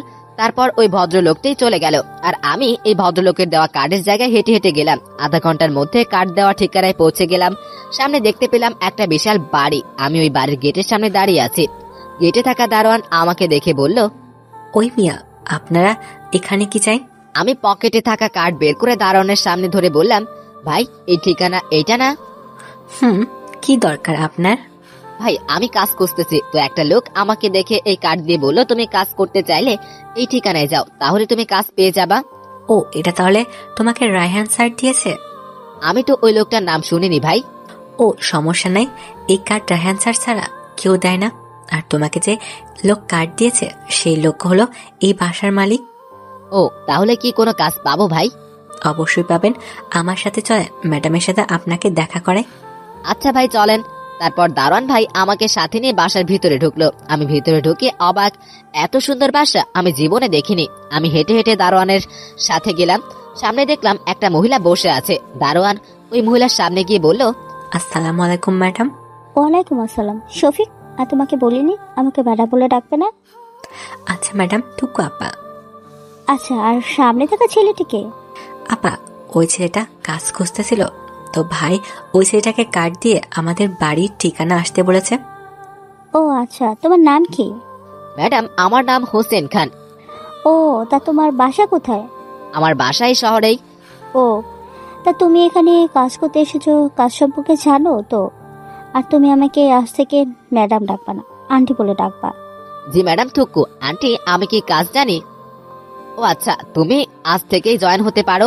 আন্টি মনে মনে এই ছেলেটাকে দেখে আমার কেমন জানি মনে হচ্ছে, আমার হারিয়ে যাওয়া ছেলে নয় তো। আমি যখন আন্টিকে বলতে যাব তখনই বাইরে থেকে কে যেন ডাকলো আন্টিকে। আমি পিছনে ফিরে দেখলাম 2 মেয়ে ও একটা ছোট বাচ্চা মেয়ে। আমি দুজনকে দেখি অবাক। সেদিনের কিউট বাচ্চা মেয়ে আর তার আম্মু। আন্টির সামনে চলে আসলাম। কিউট বাচ্চার আম্মু আর কিউট বাচ্চা মেয়ে আমাকে দেখে অবাক। কিউট বাচ্চার আম্মু আমাকে বলল, আরে হোসেন যে, তুমি কেমন আছো? জি আপা, আমি ভালো আছি, আপনি? আমিও ভালো আছি। তা তুমি এখানে কি করো? এই তো কাজের জন্য এসেছিলাম, এখানে কাজ পেয়ে গেছি। আন্টি কিউট বাচ্চার আম্মুকে বলল, বৌমা, তুমি হোসেনকে চেনো?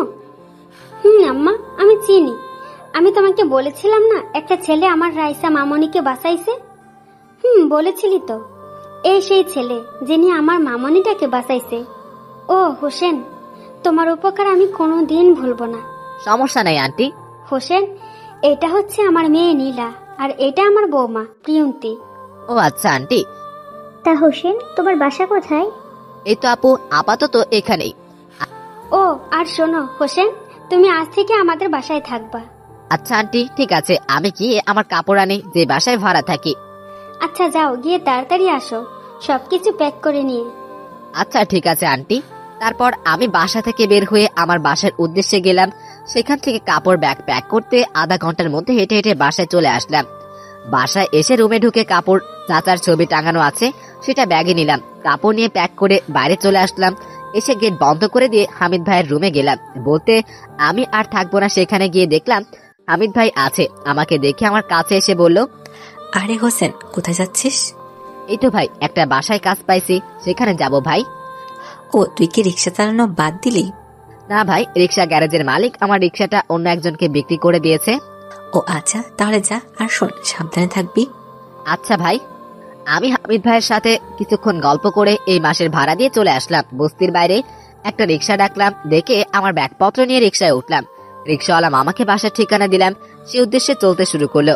ও, আপনাদের একটা বলাই হয়নি, আমি যে বাসায় কাজ পেয়েছি সেই বাসায় আচরণ দেখে বুঝতে পারলাম তারা অনেক মিশুক মানুষ। তারা সবাইকে অল্পতেই আপন করে নেয়। আমি এই বিষয়গুলো ভাবতে ভাবতে ওই বাসায় চলে আসলাম। রিক্সাওয়ালা মামা আমাকে ডাক দিল। আমি ব্যাগপত্র নেমে ভাড়া মিটিয়ে চলে আসলাম। দারোয়ান আমাকে দেখে আমার কাছে এসে ব্যাগপত্র নিয়ে ভিতরে গেলাম। দেখতে পেলাম নীলা আপু বসে আছে। আমাকে দেখে বলল, হোসেন এসেছো? আপু। নীলা আপু দারোয়ান চাচাকে বলল, চাচা আপনি গিয়ে হোসেনের ব্যাগপত্র ওই রুমে রেখে আসেন। তারপর দারোয়ান চাচা আমার ব্যাগপত্র নিয়ে গেল ওই রুমে রাখতে। আর নীলা আপু আমাকে বলল, হোসেন আসো, এখানে এসে বসো। আচ্ছা আপু। তারপর আমি নীলা আপুর কাছে গিয়ে বসে পড়লাম। আমি আন্টিকে ডাকতে না পেয়ে বললাম, আপু আন্টি কোথায়? ও আম্মু উপরে গেছে একটা কাজে। ও আচ্ছা। তা হোসেন, আমি কিন্তু তোমার সম্পর্কে কিছু জানতে চাই। আচ্ছা আপু, বলেন কি জানতে চান? তুমি কতদূর পর্যন্ত পড়াশোনা করেছো? এই তো আপু, ইন্টার ফাইনাল পরীক্ষা দিয়ে আর পড়িনি। আমি মন খারাপ করে কথাটা বললাম। ও, তা তোমার পরিবারে কে কে আছে হোসেন? এই তো আপু, কেউ নাই। আরে বলো, সমস্যা নাই। তোমার বাবা মা বা আর কেউ আছে তো, তাই না? না আপু, একটা চাচা ছিল, তিনি মারা গেছে। আর বাবা মাকে আমি ছোট থেকে দেখিনি।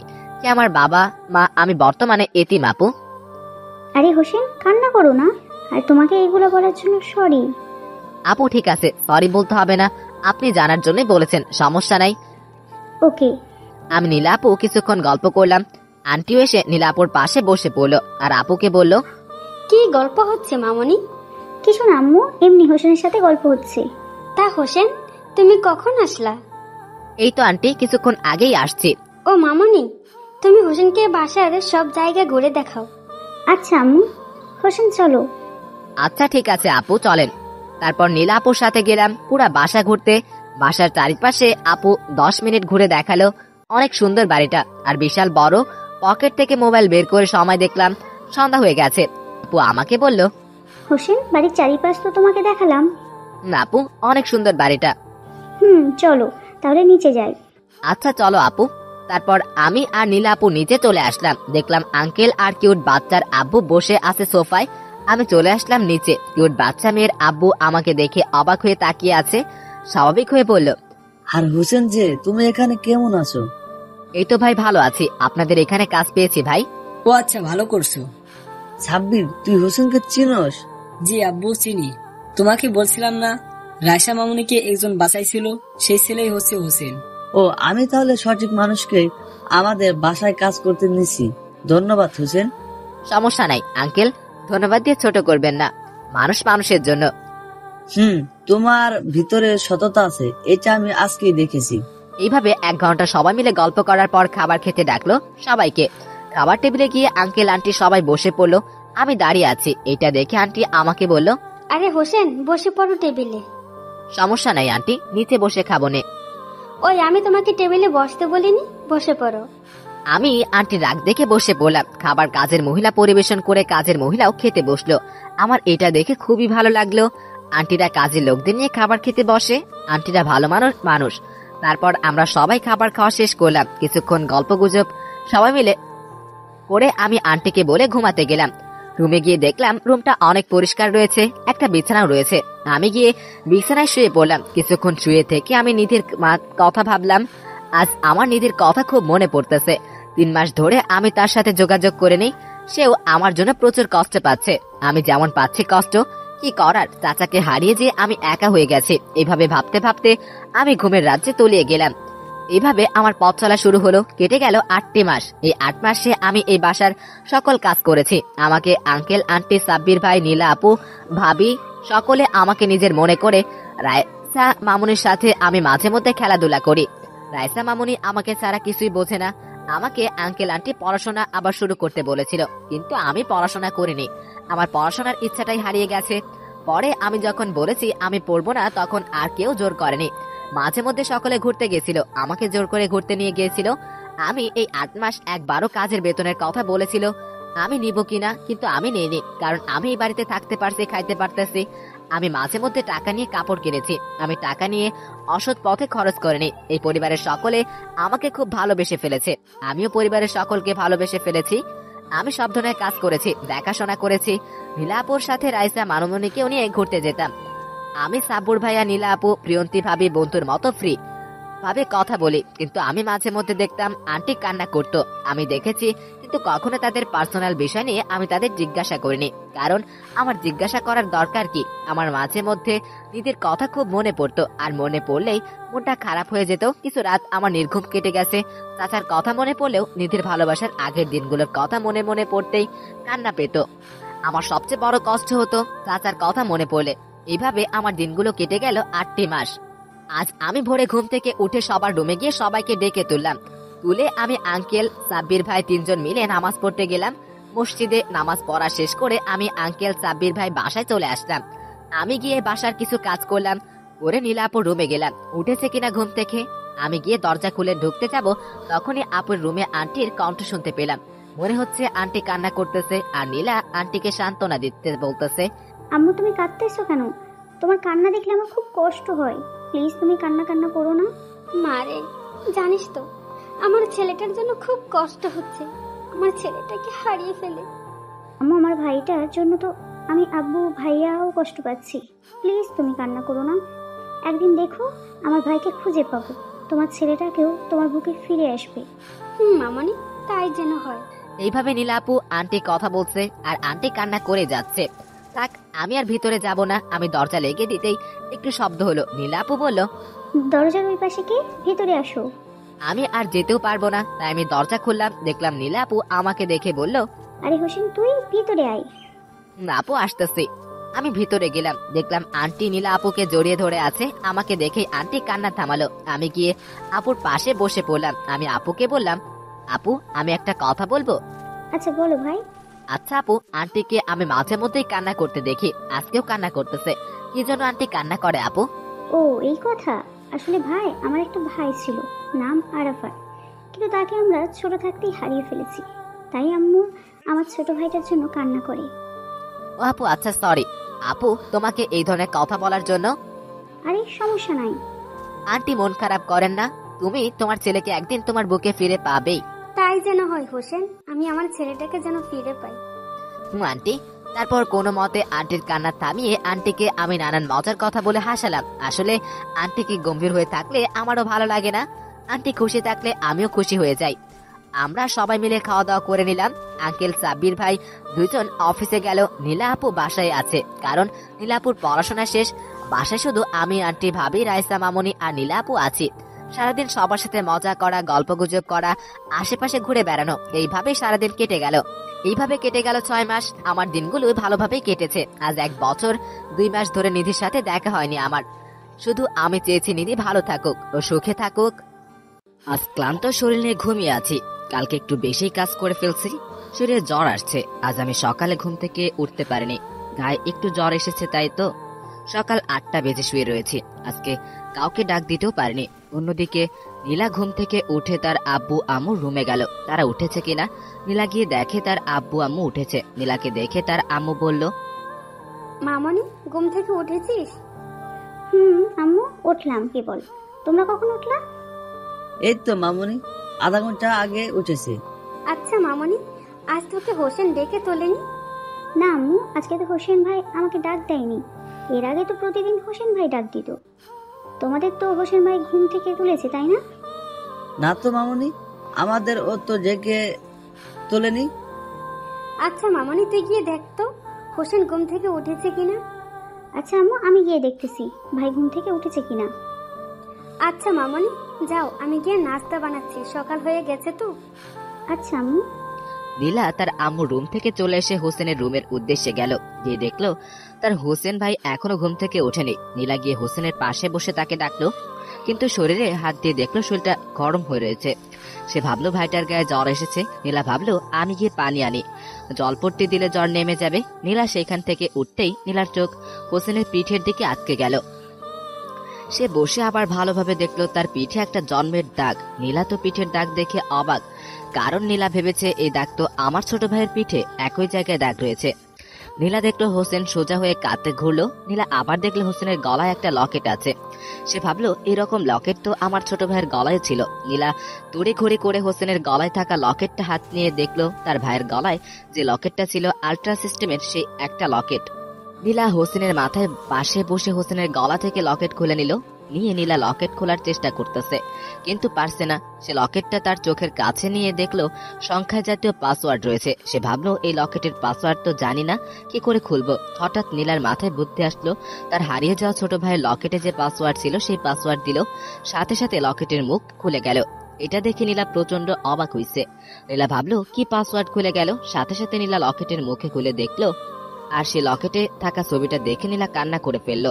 লকেটে নীলার হারিয়ে যাওয়া ভাইয়ের ছবি ছিল, আর পাশে নীলার ছবি আর তার আব্বু আম্মুর। নীলা বলেছে হোসেন আমার সেই হারিয়ে যাওয়া ভাই, আজ আমাদের বাসায় একটি বছর ছিল, আমি তাকে চিনতে পারিনি। এভাবে বলতেছে আর কান্না করতেছে। নীলা হাতে লকেট নিয়ে কান্না করতে করতে হোসেনের রুম থেকে বের হয়ে গেল। তার আম্মুর কাছে নীলার ভারী রান্না করছে, আর তার আম্মু সোফায় বসে থেকে খবরের কাগজ পড়তেছে। নীলা কান্না করতে করতে তার আম্মুর কাছে চলে আসলো। তার আম্মু পেপার দেখে নীলার কান্না করতেছে। নীলার আম্মু উঠে পড়লো, আর নীলা কান্না করতে করতে তার আম্মুকে জড়িয়ে ধরলো। নীলার কান্না দেখে তার আম্মু বলল, মামনি কান্না করছিস কেন, কি হয়েছে? আম্মু। নীলার কান্না দেখে তার ভাবিও কিচেন রুম থেকে চলে আসলো। তার আব্বু ভাইয়া অফিসে যাবে, তারাও নীলার কাছে ছুটে চলে গেল। নীলার ভাই সাব্বির তার আম্মুকে বলল, আম্মু, আপু কান্না করছে কেন?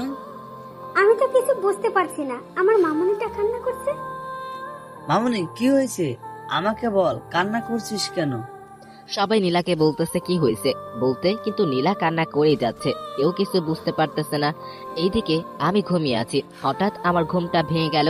আমি জ্বরের শরীর নিয়ে উঠে পড়লাম, দেখলাম আমার হাত পানি পড়ে আছে। ভাবলাম আমার হাতে আবার কে পানি দিল। যাই হোক, আর না ভেবে পানি মুছে মোবাইলের সময় দেখলাম, এরে হায়, এখন তো সকাল 8:30 বাজে, সবাই তো ঘুম থেকে উঠে পড়েছে। আমি গায়ে কাপড় দিয়ে জ্বর শরীর নিয়ে রুম থেকে বের হলাম। আমি শব্দ পেলাম কেউ একজন কান্না করতেছে। আমি হেঁটে হেঁটে নিচে চলে আসলাম, দেখলাম নীলা আপু কান্না করতেছে। আমি আন্টিকে বললাম, আন্টি, নীলা আপুর কি হয়েছে, কান্না করতেছে কেন? আন্টি আমাকে বলল, হোসেন বাবা, আমি তো কিছুই বুঝতে পারছি না, তখন থেকে কান্না করেই যাচ্ছে। ওই নীলা আপু কান্না করতেছো কেন, কি হয়েছে বলো আমাদের। দেখলাম নীলা আপু আন্টিকে ছেড়ে দিয়ে কান্না করতে করতে আমাকে এসে জড়িয়ে ধরলো। আমি তো কিছুই বুঝতে পারলাম না। আমি আবার বললাম, আপু তোমার কি হয়েছে বলো তো। নীলা আপু কোনো কথা না বলে আমার কপালে গালে সারা মুখে চুমা দিল। আমি তো কিছুই বুঝতে পারলাম না, আপু আমাকে চুমা দিতেছে কেন। সবাই তো অবাক হয়ে তাকিয়ে আছে। আমি আবার বললাম, আপু কি হয়েছে তোমার, এইভাবে আমাকে চুমু দিচ্ছ কেন বলো তো। মামনি কি হয়েছে বলো তো, হোসেনকে এভাবে চুমু দিচ্ছিস কেন? নীলা আপু এইবার বলল, আম্মু আজ যে আমি খুব খুশি, দীর্ঘ 20 বছর পর আমি আজ খুব খুশি আম্মু। কি জন্য খুশি মামুনি? আর কান্না থামা মামুনি, তোর কান্না আমাদের ভালো লাগছে না। বলো আপু, কি হয়েছে তোর? বলছি। নীলা আপু যা বলল আমরা সবাই শুনে অবাক। নীলা আপু কান্না থেমে আমাকে ছেড়ে দিয়ে তার আম্মুকে বলল, আম্মু, তুমি এতদিন তোমার হারিয়ে যাওয়া ছেলেকে নিয়ে কান্না করতে আর খুব কষ্ট পেতে, এখনো তুমি খুব কষ্ট পাও। মামনি, তুই এগুলো কথা বলিস না প্লিজ। আম্মু, তুমি এতদিন কষ্ট পেতে, আর তোমাকে কষ্ট পেতে দিব না। তোমার হারিয়ে যাওয়া ছেলেকে ফিরে পেয়েছি। কি বলিস মামুনি? কোথায় আমার ছেলেকে ফিরে পাবো? আব্বু, আমার ভাই আমার কাছেই আছে। এই তো তুমি হোসেনকে দেখছো, হোসেন হচ্ছে তোমার হারিয়ে যাওয়া সন্তান আরাফাত। এটা শুনে আমি অবাক। আন্টি বলল, কি বলছিস মামনি? হোসেন আমার ছেলে? আম্মু। আপু, প্রমাণ কি হোসেন হচ্ছে আমার সেই ছোট্ট পিচ্চি ভাই? বলছি ভাইয়া। নীলাপু তার হাত থেকে লকেটটা বের করে আন্টিকে দিল আর বলল, আম্মু দেখো, এই লকেট আমি হোসেনের গলাতে ঝুলানো ছিল, সেখান থেকে পেয়েছি। আমি এইটা শুনে গলাতে হাত দিয়ে দেখলাম আমার গলায় লকেট ছিল, সেটা আর আমার গলায় নাই। নীলাপু আন্টিকে লকেট দিয়ে আবার বলল, আম্মু দেখো, এই লকেটটা হচ্ছে আলট্রা সিস্টেমের। তুমি আর আব্বু এই লকেটটা আমার ভাইয়ের গলায় আমাদের ছবির লকেটে দিয়ে পরিয়ে দিয়েছিলে। নীলাপু আবার বলল, তোমাদের আরো একটা প্রমাণ দেখাচ্ছি। হোসেন ভাই, তুই একটু ঘুরে দাঁড়া। কি জন্য আপু? আমি দাঁড়াতে বলছি দাঁড়া, আর তুই তোর পিঠের কাপড়টা তুলবি। আচ্ছা আপু। আমি ঘরে দাঁড়ালাম আর পিঠের কাপড় তুললাম। নীলাপু আবার বলল, আম্মু দেখো তো, ভাইয়ের এখানে একটা জন্মের দাগ রয়েছে, চিনতে পারো নাকি? আন্টি দেখে আর পরিবারের সবাই দেখে অবাক। আমি কাপড় নামিয়ে আবার সামনে দাঁড়ালাম। দেখলাম সবাই অবাক হয়ে তাকিয়ে আছে। আন্টি লকেট খুলে দেখে কান্না করতে করতে আমার কাছে এসে জড়িয়ে ধরল আর এলো পাথারি ভাবে চুমু দিল আমার গালে। আন্টি আবার বলল, ওগো দেখো, আমি আমার ছেলেকে ফিরে পেয়েছি। আমি আজ খুব খুশি। আন্টি আমার গালটা লাল করে ফেললেন চুমু দিতে দিতে। ওই বোগা ছেলে, আমি তোর আন্টি নই, আমি তোর জন্মদাত্রী মা, আমাকে আম্মু বলবি। আচ্ছা আম্মু। আমি কান্না করলাম। আম্মুকে ফিরে পেয়ে একটি বছর হলো আর আমি আমার আম্মুর বাসায় থেকেছি, বুঝতেও পারিনি এটা আমার আম্মু। আম্মু আমার কান্না দেখে আমার চোখ মুছে দিয়ে বলল, পাগল ছেলে, কান্না করছিস কেন? আম্মু, আজ যে আমি খুব খুশি। আমি আমার আব্বু, আম্মু, ভাই, আপু সবাইকে ফিরে পেয়ে আমারও একটা পরিবার আছে আজ যে, আর আমি এতিম নয়। আর কান্না করবি না, বলে দিলাম। ও আম্মু, তুমি তো আমার ভাইটাকে পাইছো, আমি একটু আদর করতে চাচ্ছি, কিচ্ছুই তো না। আম্মু আমাকে ছেড়ে দিল। ভাইয়া এসে আমাকে জড়িয়ে ধরলো, আমাকে আদর করলো। আমাকে তারা ফিরে পেয়েছে। আপু এসে আমাকে আদর করলো, আবার আব্বু এসে আমাকে জড়িয়ে ধরে কান্না করে দিল আমাকে ফিরে পেয়ে। আমি বললাম, আম্মু তুমি আমাকে কিভাবে হারিয়ে ফেলেছো? আব্বু, আমি আর তোর আব্বু একদিন মার্কেটে গিয়েছিলাম তোকে নিয়ে। তখন তুই অনেক ছোট্ট, আমাদের সাথে ছিলি। আর আমি তোর আব্বু তোকে গাড়িতে রেখে জিনিসপত্র কিনতে গেছিলাম। তোর আব্বুর দরজাটা ভালো করে লাগাইনি। তুই তখন ছোট তো, কিছু বুঝতি না। গেট খুলে তুই খেলতে খেলতে তুই কোথাও মনে হয় চলে গেছিলি। আমরা এসে দেখি গাড়ির দরজা খোলা। তখন আমি আর তোর আব্বু তোকে আশেপাশে অনেক খুঁজেছি, কিন্তু পাইনি। পুলিশের কাছে জিডিও করেছি তোর হারিয়ে যাওয়ার, কিন্তু তোকে খুঁজে পাইনি। আমি তোকে সারা শহরে খুঁজেছি কিন্তু পাইনি। ওই আম্মু। আম্মু, ভাইয়ের শরীরে জ্বর এসেছে, পরে কথা বলো, এখন জলপট্টি দিতে হবে। আম্মু আমার শরীরে হাত দিয়ে বলল, আমার আব্বুটার গায়ে জ্বর এসেছে, মামুনি চলো রুমে গিয়ে শুয়ে দেই। তারপর আম্মু আপু আমাকে নিয়ে আম্মুর রুমে গেল। ভাবি, রাইসা, মামুনিও আমাদের সাথে আসলো। আব্বু ভাইয়া খুশি মনে অফিসে চলে গেল। আমাকে রুমে এনে আম্মু আপু মিলে আমাকে আম্মুর রুমে নিয়ে আসলো। আম্মু বিছানায় বসে পড়লো। আম্মু আপুকে বলল, মামুনি, আমার শোনো ছেলেটাকে আমার কোলে শুয়ে দাও। আচ্ছা আম্মু। তারপর আপু আমাকে বিছানায় বসিয়ে দিল। আমি আম্মুর কোলে মাথা দিয়ে শুয়ে পড়লাম। নীলা আপু পানি জলপট্টি নিতে গেল আর ভাবি আম্মুকে বলল, আমার আম্মুটাকে আর কষ্ট পেতে হবে না, আমাদের ছোট ভাইটা ফিরে এসেছে, তাই না আম্মু? বৌমা। রাইসা মামুনি আম্মুকে বলল, দিদুন, এটা আমার হারিয়ে যাওয়া সেই ছোট্ট চাচ্চু, তাই না? রাইসা মামুনি কথা বলতে পারে, বয়স হচ্ছে 5 বছর। আম্মু রাইসা মামুনিকে বলল, আম্মু, এইটা তোমার হারিয়ে যাওয়া সে ছোট্ট চাচ্চু। আমাদের বাসায় 1 বছর ছিল আমাদের চোখের সামনে, আর তাকে আমরা চিনতেও পারিনি। এইটাই আমার ছেলে আরাফাত। আমি আম্মুর কোলে শুয়ে থেকে আম্মুর চোখের পানি মুছে দিয়ে বললাম, আম্মু কান্না করবে না, কিন্তু এই আমি বলে দিলাম আর কষ্ট পাবে না। আচ্ছা আব্বু। আম্মু আমার কপালে চুমু দিয়ে বলল কথাগুলো। আমি ভাবিকে বললাম, ভাবি রাইসা মামুনিকে নিয়ে দাঁড়িয়ে আছো কেন, বসে পড়ো। আচ্ছা বসতেছি ভাই। তারপর ভাবি রাইসা মামুনিকে নিয়ে বসে পড়লো। আমি আম্মুর কোলে শুয়ে থেকে ভাবছি মনে মনে, আজ আমি খুব খুশি। এতদিন আমি আম্মু আব্বু না থাকার জন্য কষ্ট পেতাম, আল্লাহ তাআলার কাছে ফরিয়াদ করতাম, যে আমি আমার আব্বুকে যেন ফিরে পাই। আজ আল্লাহ তাআলা আমার ফরিয়াদ কবুল করেছে। পৃথিবীর শ্রেষ্ঠ স্থান হচ্ছে আমাদের কোল। আজ আমি পৃথিবীর শ্রেষ্ঠ স্থানে শুয়ে আছি। কি যে আমার ভালো লাগছে, আমি লিখে প্রকাশ করতে পারবো না। কিছুক্ষণ পর আপু জলপট্টি নিয়ে আসলো। আপু জলপট্টি আম্মুর হাতে দিল। আম্মু আমার কপালে জলপট্টি দিল। গা একটু বেশি গরম ছিল, জলপট্টি দেওয়ার কারণে আরাম পাচ্ছি। কিছুক্ষণের মধ্যে আমি ঘুমিয়ে পড়লাম আম্মু কপালে জলপট্টি দেওয়ার জন্য। আম্মু জলপট্টি দিতে দিতে দেখলো আমি ঘুমিয়ে পড়েছি। আম্মু আপুকে বলল, মামুনি দেখেছিস আমার সোনা ছেলেটা ঘুমিয়ে পড়েছে। আম্মু, ভাইটা ঘুমিয়ে আছে, তাকে ঘুমন্ত অবস্থায় দেখতে অবুঝ শিশু লাগতেছে। মামুনি, আমার ছেলেটা অনেক কষ্ট করেছে, শুধু আমার ভুলের জন্য আমার ছেলেটাকে হারিয়ে ফেলেছিলাম। আম্মু, তোমাকে বলিনি তুমি কান্না করবা না? আম্মু কান্না করছো কেন? যা ভাগ্যে ছিল তাই হয়েছে। আর বড় কথা, হোসেনকে তুমি তোমার কোলে ফিরে পেয়েছো, এতে আমরা সবাই খুশি। এখন সবসময় হাসি খুশি থাকবো আম্মু। আচ্ছা বৌমা। আম্মু চলো, ভাইয়া ঘুম পারুক, আমরা নিচে যাই।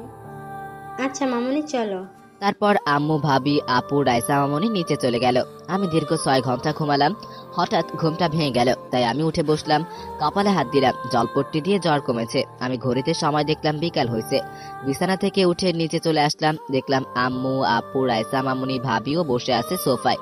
আম্মু আমাকে দেখে বলল, আয় আব্বু, আমার এখানে আয়। যাইতেছি আম্মু। আমি গিয়ে আম্মুর পাশে বসে পড়লাম। আম্মু আবার বলল, আব্বু ঘুম কেমন হলো তোর? এই তো আম্মু ভালো। আম্মু আমার কপালে হাত দিয়ে দেখলো জ্বর কমেছে কিনা। হাত নামিয়ে আম্মু বলল, আব্বু তোর জ্বর কমেছে এখন? তোর কেমন লাগছে? এই তো ভালো আম্মু। আমরা কিছুক্ষণ গল্প করলাম। আম্মু আবার আমাকে বলল, আব্বু কালকে তোর মামা মামি আর মামা তো বোন আসবে কিন্তু আমাদের বাসায় বেড়াতে। আচ্ছা আম্মু, তাদের সাথেও আমার দেখা হবে। আব্বু, আর তোকে আমি ফিরে পেয়েছি। এখনো আমার ভাইকে বলিনি, কালকে ভাইকে সারপ্রাইজ দিব। তুমি যা ভালো মনে করবা। আমি, আম্মু, আপু, ভাবি, রাইসা গল্প করলাম। এইভাবে বিকেলের সময়টা কেটে গেল। আমরা সবাই বসে থেকে একটু টিভি অন করলো। আপু আমরা টিভি দেখে সময় কাটালাম। রাত হয়ে গেছে। কলিং বেল বাজার শব্দ পেলাম। আম্মু গিয়ে দরজা খুলে দিল। আব্বু আর ভাইয়া এসেছে। আব্বু ভাইয়া কিছুক্ষণ পর ফ্রেশ হয়ে এসে সোফায় বসে পড়লো। আব্বু আমাকে বলল, আব্বু তোমার জ্বর কমছে তো? আব্বু কমেছে একটু। হোসেন তোকে একটা কথা বলবো? আচ্ছা বলো ভাইয়া। আচ্ছা, তুই 1 বছর আগে কোন জায়গায় ছিলি? কার কাছে মানুষ হয়েছিলি? আচ্ছা বলতেছি ভাইয়া, আমি 1 বছর 6 মাস আগে ছিলাম রাজশাহীতে। সেখানে আমি একটা চাচার কাছে মানুষ হই। নাম ছিল রহিম চাচা। তিনি আমাকে মানুষ করত। একদিন চাচা অ্যাক্সিডেন্ট করে মারা যায়। আমি সম্পূর্ণ একা হয়ে পড়েছিলাম। তারপর আমি আর ওখানে থাকিনি, চলে এসেছিলাম ঢাকায়। ও মন খারাপ করিস না ভাই, আজকে তোকে পেয়ে আমরা খুব খুশি হয়েছি, আম্মুও খুব খুশি হয়েছে। তারপর কিছুক্ষণ আমরা সবাই গল্প করলাম। ভাবি উঠে গেল খাবার বাড়তে। আমরা সবাই আরো কিছুক্ষণ গল্প গুজব করলাম। ভাবি খেতে ডাকলো। আমরা সবাই খেতে গেলাম। সবাই যার যার জায়গায় বসে পড়লাম। আপু আমাকে বলল, ভাই তুই আমার পাশে বস। আব্বু তুই আমার পাশে আয়। আচ্ছা আম্মু। তারপর আমি আম্মুর পাশে গিয়ে বসে পড়লাম। ভাবি সবাইকে খাবার বেড়ে দিল। আমি প্লেটে খাবার নিতে যাব, তখনই আম্মু বলল, আব্বু আজকে আমি তোকে তুলে খাওয়াবো নিজের হাতে। আচ্ছা আম্মু তুলে খাও আমাকে। তারপর আম্মু প্লেটে খাবার নিয়ে আমাকে তুলে খাওয়ালো। আমি আম্মুর হাতে খাবার খেতে খেতে চোখ দিয়ে পানি পড়তেছে। কতদিন পর আমি আমার আম্মুর হাতে খাবার তুলে খাইতে পারতেছি। এই পৃথিবীতে যার আম্মু আছে তারাই বোঝে আম্মু থাকলে কতই না ভালো হয়। আমিও আজ খুব খুশি আমার আম্মু আব্বুকে ফিরে পেয়ে। আমাদের মহানবী হযরত মুহাম্মদ সাল্লাল্লাহু আলাইহি ওয়াসাল্লাম তিনি মাকে সমর্থন করেছেন। মায়ের পায়ের নিচে সন্তানের বেহেশত। আপনারা যারা আমার গল্প পড়েন তারা জেনে রাখেন, পিতামাতার সাথে কখনো খারাপ আচরণ করবেন না। পিতামাতার সেবা যত্ন করবেন। পিতামাতার মনে আপনি সোনার টুকরা ছেলে মেয়ে হবেন, যেন আপনার পিতামাতা আপনাকে নিয়ে গর্বিত মনে করে। সে যাই হোক, অনেক সময় নষ্ট করে ফেললাম গল্প লেখার মাঝে। এখন চলুন গল্পে ফেরা যাক। আমার চোখে দিয়ে পানি পড়তেছে, এটা আপু লক্ষ্য করতেছে, তাই আমাকে বলল, ভাই তুই কান্না করছিস কেন? ও কিছু না আপু, আমার হাতে খাবার খাচ্ছি তো, তাই খুশিতে চোখ দিয়ে পানি পড়তেছে। পাগল ছেলে একটা, আর কান্না করবি না বলে দিলাম। আচ্ছা আম্মু। আম্মু আমাকে খাইয়ে দিল। খাওয়া শেষ করে আম্মু আজকে বলল, আব্বু আজ তুই আমার সাথে ঘুমাবি কিন্তু। আচ্ছা আম্মু। আব্বু বলল, আমি আজকে সাব্বিরের সাথে ঘুমাবো নি। আচ্ছা ঠিক আছে গো। অনেক রাত হয়েছে, গল্পগুজব করে সবাই যে যার রুমে গেল আর আমি আম্মুর সাথে ঘুমাতে গেলাম। রুমে আমি গিয়ে বসে পড়লাম বিছানায়। আম্মু বলল, আব্বু শুয়ে পড়ো। আচ্ছা আম্মু, তুমি শুয়ে পড়ো। আচ্ছা আব্বু। তারপর আমি আর আম্মু একসাথে বিছানায় শুয়ে পড়লাম। কিছুক্ষণের মধ্যেই আমি আর আম্মু ঘুমের রাজ্যে তলিয়ে গেলাম। আজ ভোরে পাখির কিচিরমিচির শব্দে আমার ঘুম ভেঙে গেল। দেওয়াল ঘড়িতে সময় দেখলাম আর 10 মিনিট পর আজান শুরু হবে। আমি আম্মুকে বললাম, আম্মু আজানের সময় হয়ে যাচ্ছে, ঘুম থেকে ওঠো। আম্মুকে কিছুক্ষণ ডাকার পর আম্মু চোখ খুললো আর বলল, কি হয়েছে আব্বু, ডাকছিস কেন? আম্মু আর কিছু সময় পর আজান দিবে, নামাজ পড়তে হবে তো। ও নামাজ পড়তে হবে আব্বু। তুমি গিয়ে তোমার আব্বুকে আর ভাইয়াকে ডাক দিয়ে নামাজে যাও, আমি গিয়ে নীলা মামুনিকে ডাকতেছি। আচ্ছা আম্মু। আমি বিছানা থেকে উঠে আব্বু আর ভাইয়াকে ডাকতে গেলাম। আমি রুমে এসে আব্বু আর ভাইয়াকে ডাকলাম। তারা ঘুম থেকে উঠে আমরা 3 জন মিলে উজু করে 3 জন মিলে নামাজ পড়তে গেলাম মসজিদে। নামাজ পড়া শেষ করে 3 জন মিলে বাসায় চলে আসলাম। দেখলাম আম্মু, ভাবি, আপু সোফায় বসে আছে। আমি গিয়ে আপুর পাশে বসে পড়লাম। আমি রাইসা মামুনিকে বললাম, আমার আম্মুটা কাছে আসো। বলতে দেরি কিন্তু আসতে দেরি নাই। রাইসা মামুনি আমার কোলে এসে বসে পড়লো। আমি দেখলাম ভাবি বসে থেকে ঘুমাচ্ছে। আমি রাইসা মামুনিকে বললাম, মামুনি দেখো দেখো, তোমার আম্মি বসে থেকে ঘুমাইতেছে। আমার কথা শুনে ভাবি আমার দিকে তাকালো আর রাইসা মামুনি বলল, চাচ্চু, আম্মু তো সারাক্ষণ ঘুমায়। আবার ভাবি আম্মুকে বলল, আম্মু তোমাকে একটা কথা বলতে ভুলেই গেছি। কি কথা বৌমা? আসলে আজকে আমার ছোট ভাই আসবে আমাদের এখানে বেড়াতে। ও ভালো কথা। তোমার ভাইয়াটার সাথে অনেক দিন ধরেই দেখা হয় না। তা তোমার ভাই কখন আসবে? এই তো আম্মু রাতের বাসেই চড়েছে, ফোন দিয়েছিলাম, চলে আসছে, আর কিছুক্ষণের মধ্যেই চলে আসবে। ও ভালো হয়েছে, তাহলে আসুক। ভাইয়া ভাবিকে বলল, আমি কি নিতে যাব তোমার ভাইকে? না, যাইতে হবে না, চলে আসছে, আর কিছুক্ষণের মধ্যেই আসবে। আচ্ছা। তারপর আমরা কিছুক্ষণ গল্প করলাম। হঠাৎ কলিং বেল বেজে উঠলো। ভাবি গিয়ে দরজা খুলে দিল।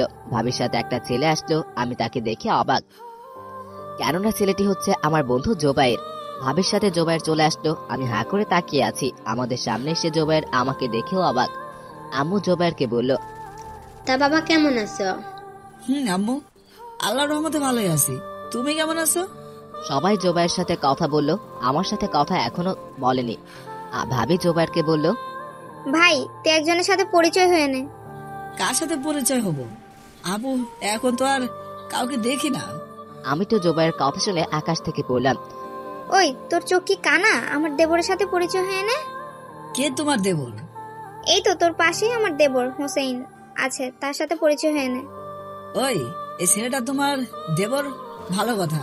আর তোমার দেবর কেমনে হলো? আম্মু তো 2টা ছেলে, একটা হলো সাব্বির ভাই আর একটা নাম্বার হলো আরাফাত, আর সে হারিয়ে গেছে। আরে গাধা, ওর নাম হলো আরাফাত, আমরা তাকে ফিরে পেয়েছি। আম্মু তুমি একটু বলো তো। হোসেন আমার হারিয়ে যাওয়া সন্তান। ওহ ভালো।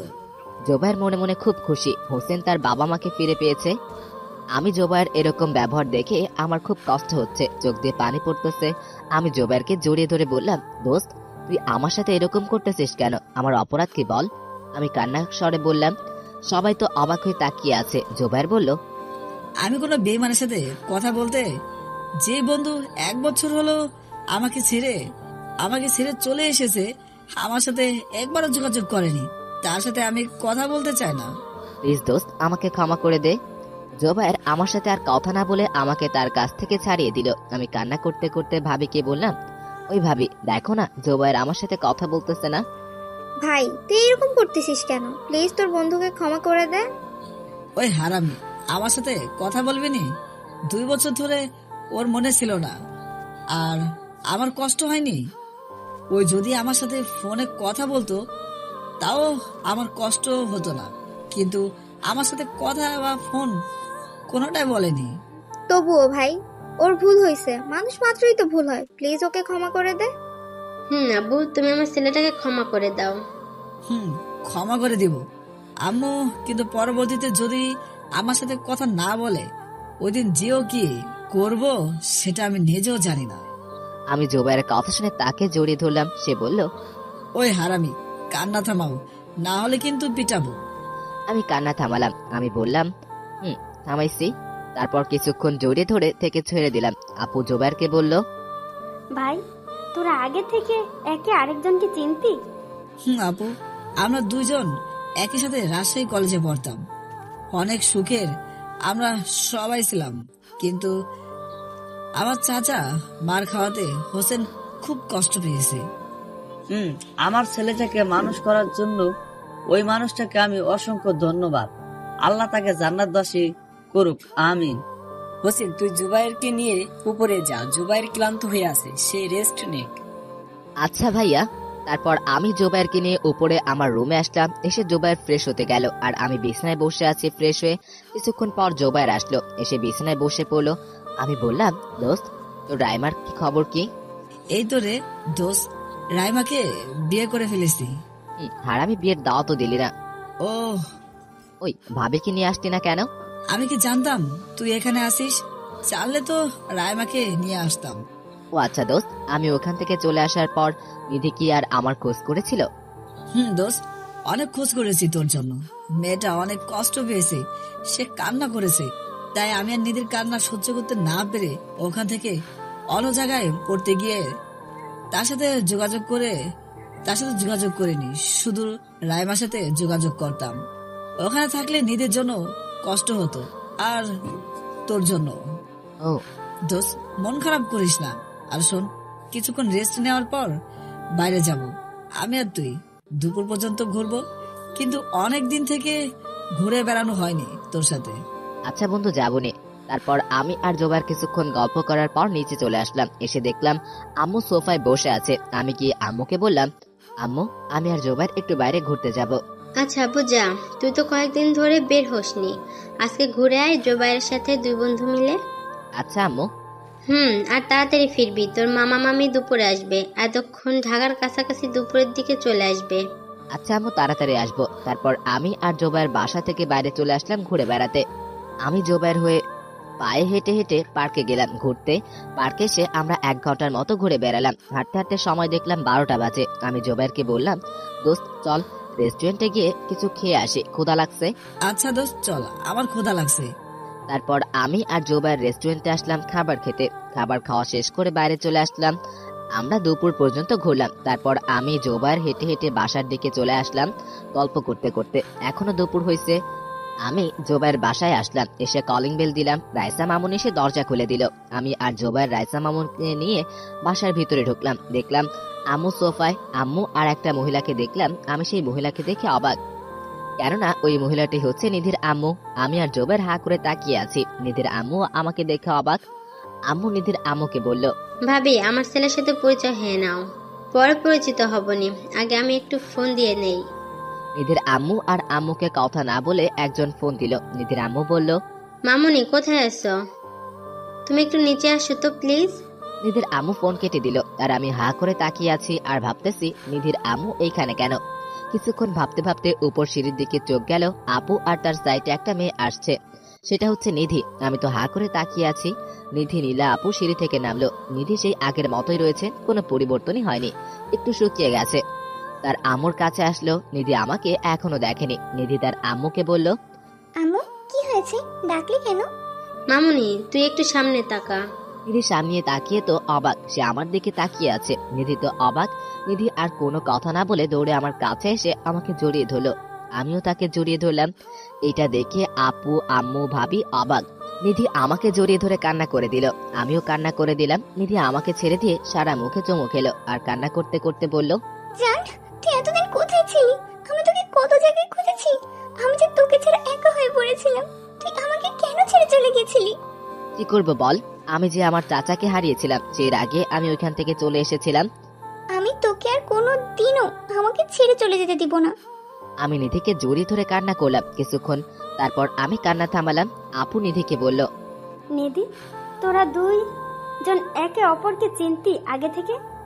আপু, আমি হোসেনকে অনেক আগে থেকে ভালোবাসি। আম্মু আমাকে বলল, আব্বু তোরা দুইজন একে অপরকে ভালোবাসতি? আম্মু। তা হোসেন তুমি এখানে কেন? ভাবি হোসেন হচ্ছে আমার হারিয়ে যাওয়া ছেলে আরাফাত।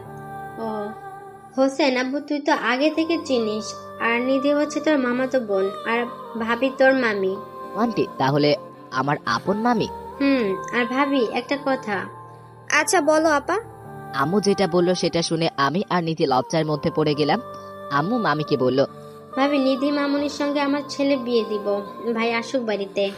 আপা, নিধির আব্বু আসলে দুজনের বিয়ে কথাবার্তা পাকা করব। আমার মামুনি অনেক কষ্ট পেয়েছে। আপু বলে উঠল, মামি ঠিক বলেছে, আমার পিচ্ছি ভাইকে বিয়ে দিতে হবে। আমি নিধি নির্বাক দর্শকের মতো শুনতেছি। আম্মু নিধিকে বলল, তা মামনি তোমার কোনো আপত্তি নাই তো? না ফুপ্পি। আজ থেকে আমাকে ফুপ্পি বলবি না, আমাকে আম্মু বলে ডাকবি। আচ্ছা ফুপি, থুকু আম্মু। আমরা সবাই সোফায় বসে থেকে গল্প করতেছি আর নিধি আমার পাশে বসে আছে। আজ আমি খুব খুশি নিধিকে পেয়ে, আমার ভালোবাসার মানুষকে পেয়ে। এখন বিকাল হয়ে গেছে, হঠাৎ কলিং বেল বেজে উঠলো। ভাবি গিয়ে দরজা খুলে দিল।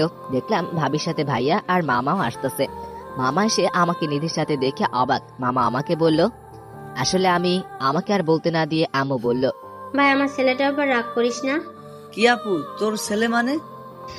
আমার হারিয়ে যাওয়া আরাফাত, আর তুমি হোসেন নামে জানো। ও আমার হারিয়ে যাওয়া আরাফাত ভাগিনা। আর ভাইয়া রাতে তোমাদের একটা কথা বলবো, নীলার আব্বু আসলে। কি বলবি এখন বল। এখন নয়, রাতে সবাইকে বলবো। আচ্ছা আপু।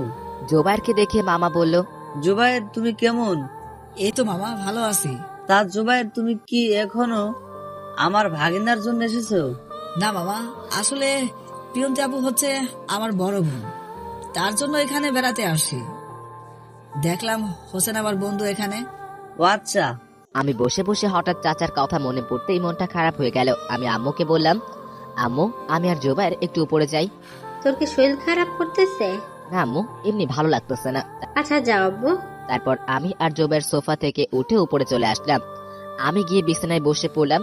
জোবাইর আমার মন খারাপ দেখে বলল, দোস্ত তোর কি মন খারাপ? রে দোস্ত, আজ চাচার কথা খুব মনে পড়তেছে।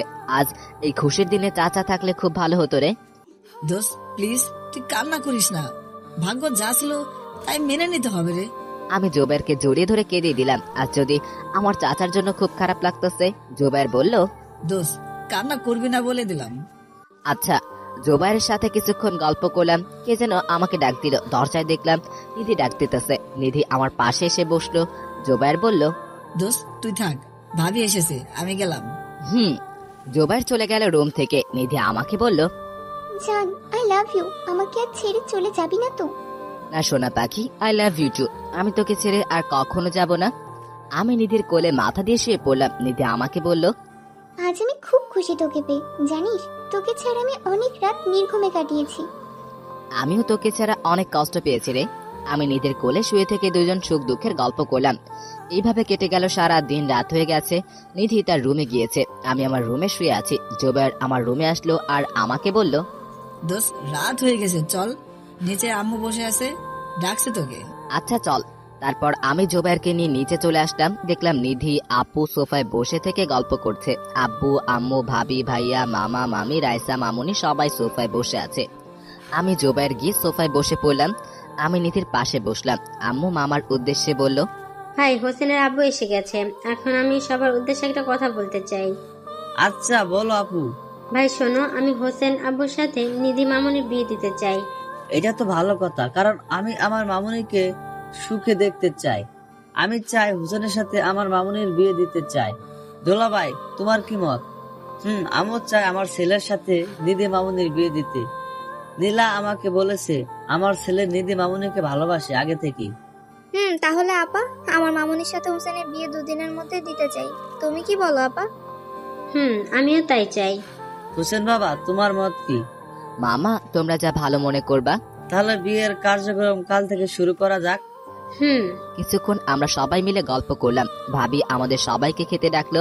আমরা সবাই গিয়ে টেবিলে ভাবি খাবার বেড়ে দিল। আমি আম্মুকে বললাম, আম্মু তোমার হাতে তুলে খাবো না? না, আজকে আমি আমার নিধি মামুনিকে তুলে খাওয়াবো। মামি আমাকে বলল, আব্বু আমি তোকে তুলে খাওয়াবো, আমার কাছে আয়। আচ্ছা মামি। হোসেন আজ থেকে আমাকে আর মামি বলবি না, আজ থেকে আমাকে আম্মু বলবি। আচ্ছা মামি, থুক্কু আম্মু। তারপর মামি আমাকে খাইয়ে দিল নিজের হাতে, আর আম্মু নিধিকে নিজের হাতে খাবার তুলে খাওয়ালো। খাবার খাওয়া শেষ করে আমরা সবাই গল্প গুজব করে যে যার রুমে ঘুমাতে গেল। আমি আর জোবাইর আমার রুমে ঘুমাতে এলাম। বিছানায় আমরা দুজন শুয়ে পড়লাম। কিছুক্ষণের মধ্যে আমি ঘুমের রাজ্যে চলে গেলাম। এইভাবে 2 দিন কেটে গেল। বিয়ের কার্যক্রম শুরু হয়েছে। বাসায় আত্মীয় স্বজনে ভরপুর। জোবায়ের এর বউ রাইমাও এসেছে। নিধির সাথে এই 2 দিন রোমান্টিক মুহূর্ত কাটালাম। আজ আমার বিয়ে। সবাই তোড়জোড় শুরু করে দিয়েছে বিয়ের। ইসলামী শরিয়ত মোতাবেক আজ আমার আর নিধির বিয়ে সম্পূর্ণ হলো। আজ আমি রাতে সাদে দাঁড়িয়ে আছি জোবায়ের সাথে। জোবায়ের আমাকে বলল, দোস্ত, আজ তোর বিয়ে হয়ে গেল। কতদিন পর বিয়ে খেতে পাইলাম। শালা পেটুক একটা। ওই হাসতেছি কেন? এখন রাত 10টা বাজে। দিদি মনে হয় খেপে আছে। বউকে ঘরে রেখে সাদে দাঁড়িয়ে আছিস? হারামি। আমি জোবায়ের গল্প করছি, এমন সময় সাদে রাইমা আর আপু আসলো। আপু এসে আমাকে বলল, ওই পিচ্ছি, ঘরে বউ রেখে এখানে মনের সুখে গল্প করছিস? গল্প করলে পেতনি তোর কি? ওই হাদারাম, বেশি কথা না বলে তাড়াতাড়ি ঘরে যা। কি আর করার, সাদে থাকতে দিল না আপু আর রাইমা। আমি নিচে চলে আসলাম। এসে আমার রুমের দরজার সামনে দাঁড়িয়ে আছি। ভয় লাগতেছে। ভিতরে গেলে নিধি কি করে। যাই হোক, 1 কেজি সাহস নিয়ে রুমের ভিতরে ঢুকলাম। দরজা লাগিয়ে দিলাম। দেখলাম নিধি মাথায় ঘোমটা দিয়ে আছে। আমি তার পাশে বসে পড়লাম। আমি তার মাথায় ঘোমটা সরালাম। ওয়াও, কি সুন্দর লাগতেছে। মনে হয় আসমান থেকে হুড়পড়ে নেমে এসেছে। নিধি আমাকে বলল, ওই হারামি, এতক্ষণ লাগে আসতে? একটু গল্প করলাম গো বউ। পাজি একটা। ও, তাহলে চলো আগে নফল 2 রাকাত নামাজ পড়ে নেই, ওযু করে আসি। চলো। আচ্ছা গো জানু, চলো। তারপর নিধি আমি গিয়ে ওযু করে এসে নফল 2 রাকাত নামাজ পড়লাম। পড়া শেষ করে বিছানায় এসে বসলাম। আমি শুয়ে পড়লাম নিধিকে খেপানোর জন্য। নিধি তো আমার শুয়ে পড়া দেখে খেপে গিয়ে আমার বুকের উপর উঠে কিল ঘুষি দিয়ে বলল, ওই ফাজিল, শুয়ে পড়লি কেন? কি জন্য গো বউ? কি জন্য? দাঁড়া দেখাচ্ছি। নিধি আর কোনো কথা না বলে আমার ঠোঁটের দিকে আগালো। আমি বলতে যাব তখনই 4 ঠোঁট এক করে দিল। ভাইরে ভাই, দীর্ঘ 10 মিনিট পর আমার ঠোঁটে কিস করলো। আমিও তার সাথে রেসপন্স দিলাম। আহা, কি শান্তি লাগতেছে। দীর্ঘ 10 মিনিট পর আমাকে ছেড়ে দিল। আমরা দুইজনই হাঁপাচ্ছি। আমি হাঁপাতে হাঁপাতে বললাম, ওই আর কিছুক্ষণ হলেই তো দম বন্ধ হয়ে যাইতো। সোনা পাখি, এখন তাহলে T20 ম্যাচ খেলা হোক। ফাজিল, কোনো কথা মুখে আটকায় না। দেখছো না, পাঠক পাঠিকারা সব শুনে ফেলছে। যাও গিয়ে ঘরে লাইট অফ করে আসো। যাচ্ছি। তারপর আগে লাইট বন্ধ করে আসলাম। নিধির সাথে ভালোবাসার অতল সাগরে ডুব দিলাম।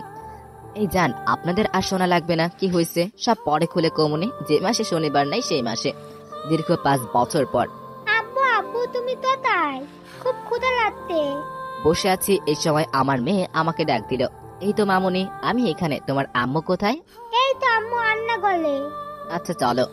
আমি মাইশা মামুনিকে কোলে নিয়ে নিচে নামলাম। দেখলাম আম্মু, ভাবি, রাইসা মামুনি বসে আছে। আমি আমার নীলা আপুর 2 বছর আগে বিয়ে হয়ে গেছে। আমার দুলাভাইয়ের কোম্পানি আছে, তাদের জীবন সুখেই কাটতেছে। আমি এসে আম্মুর পাশে বসে পড়লাম। আম্মু বলল, মামুনি তোমার ক্ষুধা লাগছে? দিদুন। আমি চিল্লিয়ে আমার বউকে বললাম, ওগো বউ, ক্ষুধা লাগছে, কিছু খাইতে দাও। আম্মু, আমার ক্ষুধা লাগতে, খেতে দাও। আমার বউ ওখান থেকে বলল, দিচ্ছি, একটু দেরি করো। আচ্ছা, আর আসার সময় শশা আনো, খাবো গো বউ। আম্মু, আমার ধন্যবাদ কথা আনো। ওগো বউ, আমার জন্য একটা গাজর দাও। আম্মু, আমাকেও গাজরটাও দাও। আম্মু, ভাবি, রাইসা মামুনি আমার আর আমার মেয়ের কাণ্ড দেখে হাসতেছে। আমি বললাম, ওগো বউ, আমাকে একটা কাঁচামরিচ দাও তো, খাবো। আম্মু আমাকে কাঁচা। মাইশা মামুনি আর বলতে পারলো না কাঁচামরিচ মাইশা মামুনি খায় না, শুধু তার ঝাল লাগে। দিদুন, দেখো আব্বু খুব পচা। আম্মু মাইশা মামুনিকে কোলে নিয়ে বলল, তোমার আব্বু খুব পচা, শুধু শুধু তোমাকে এইগুলা বলে। দিদুন, আব্বু পচা। আমি হাসতেছি।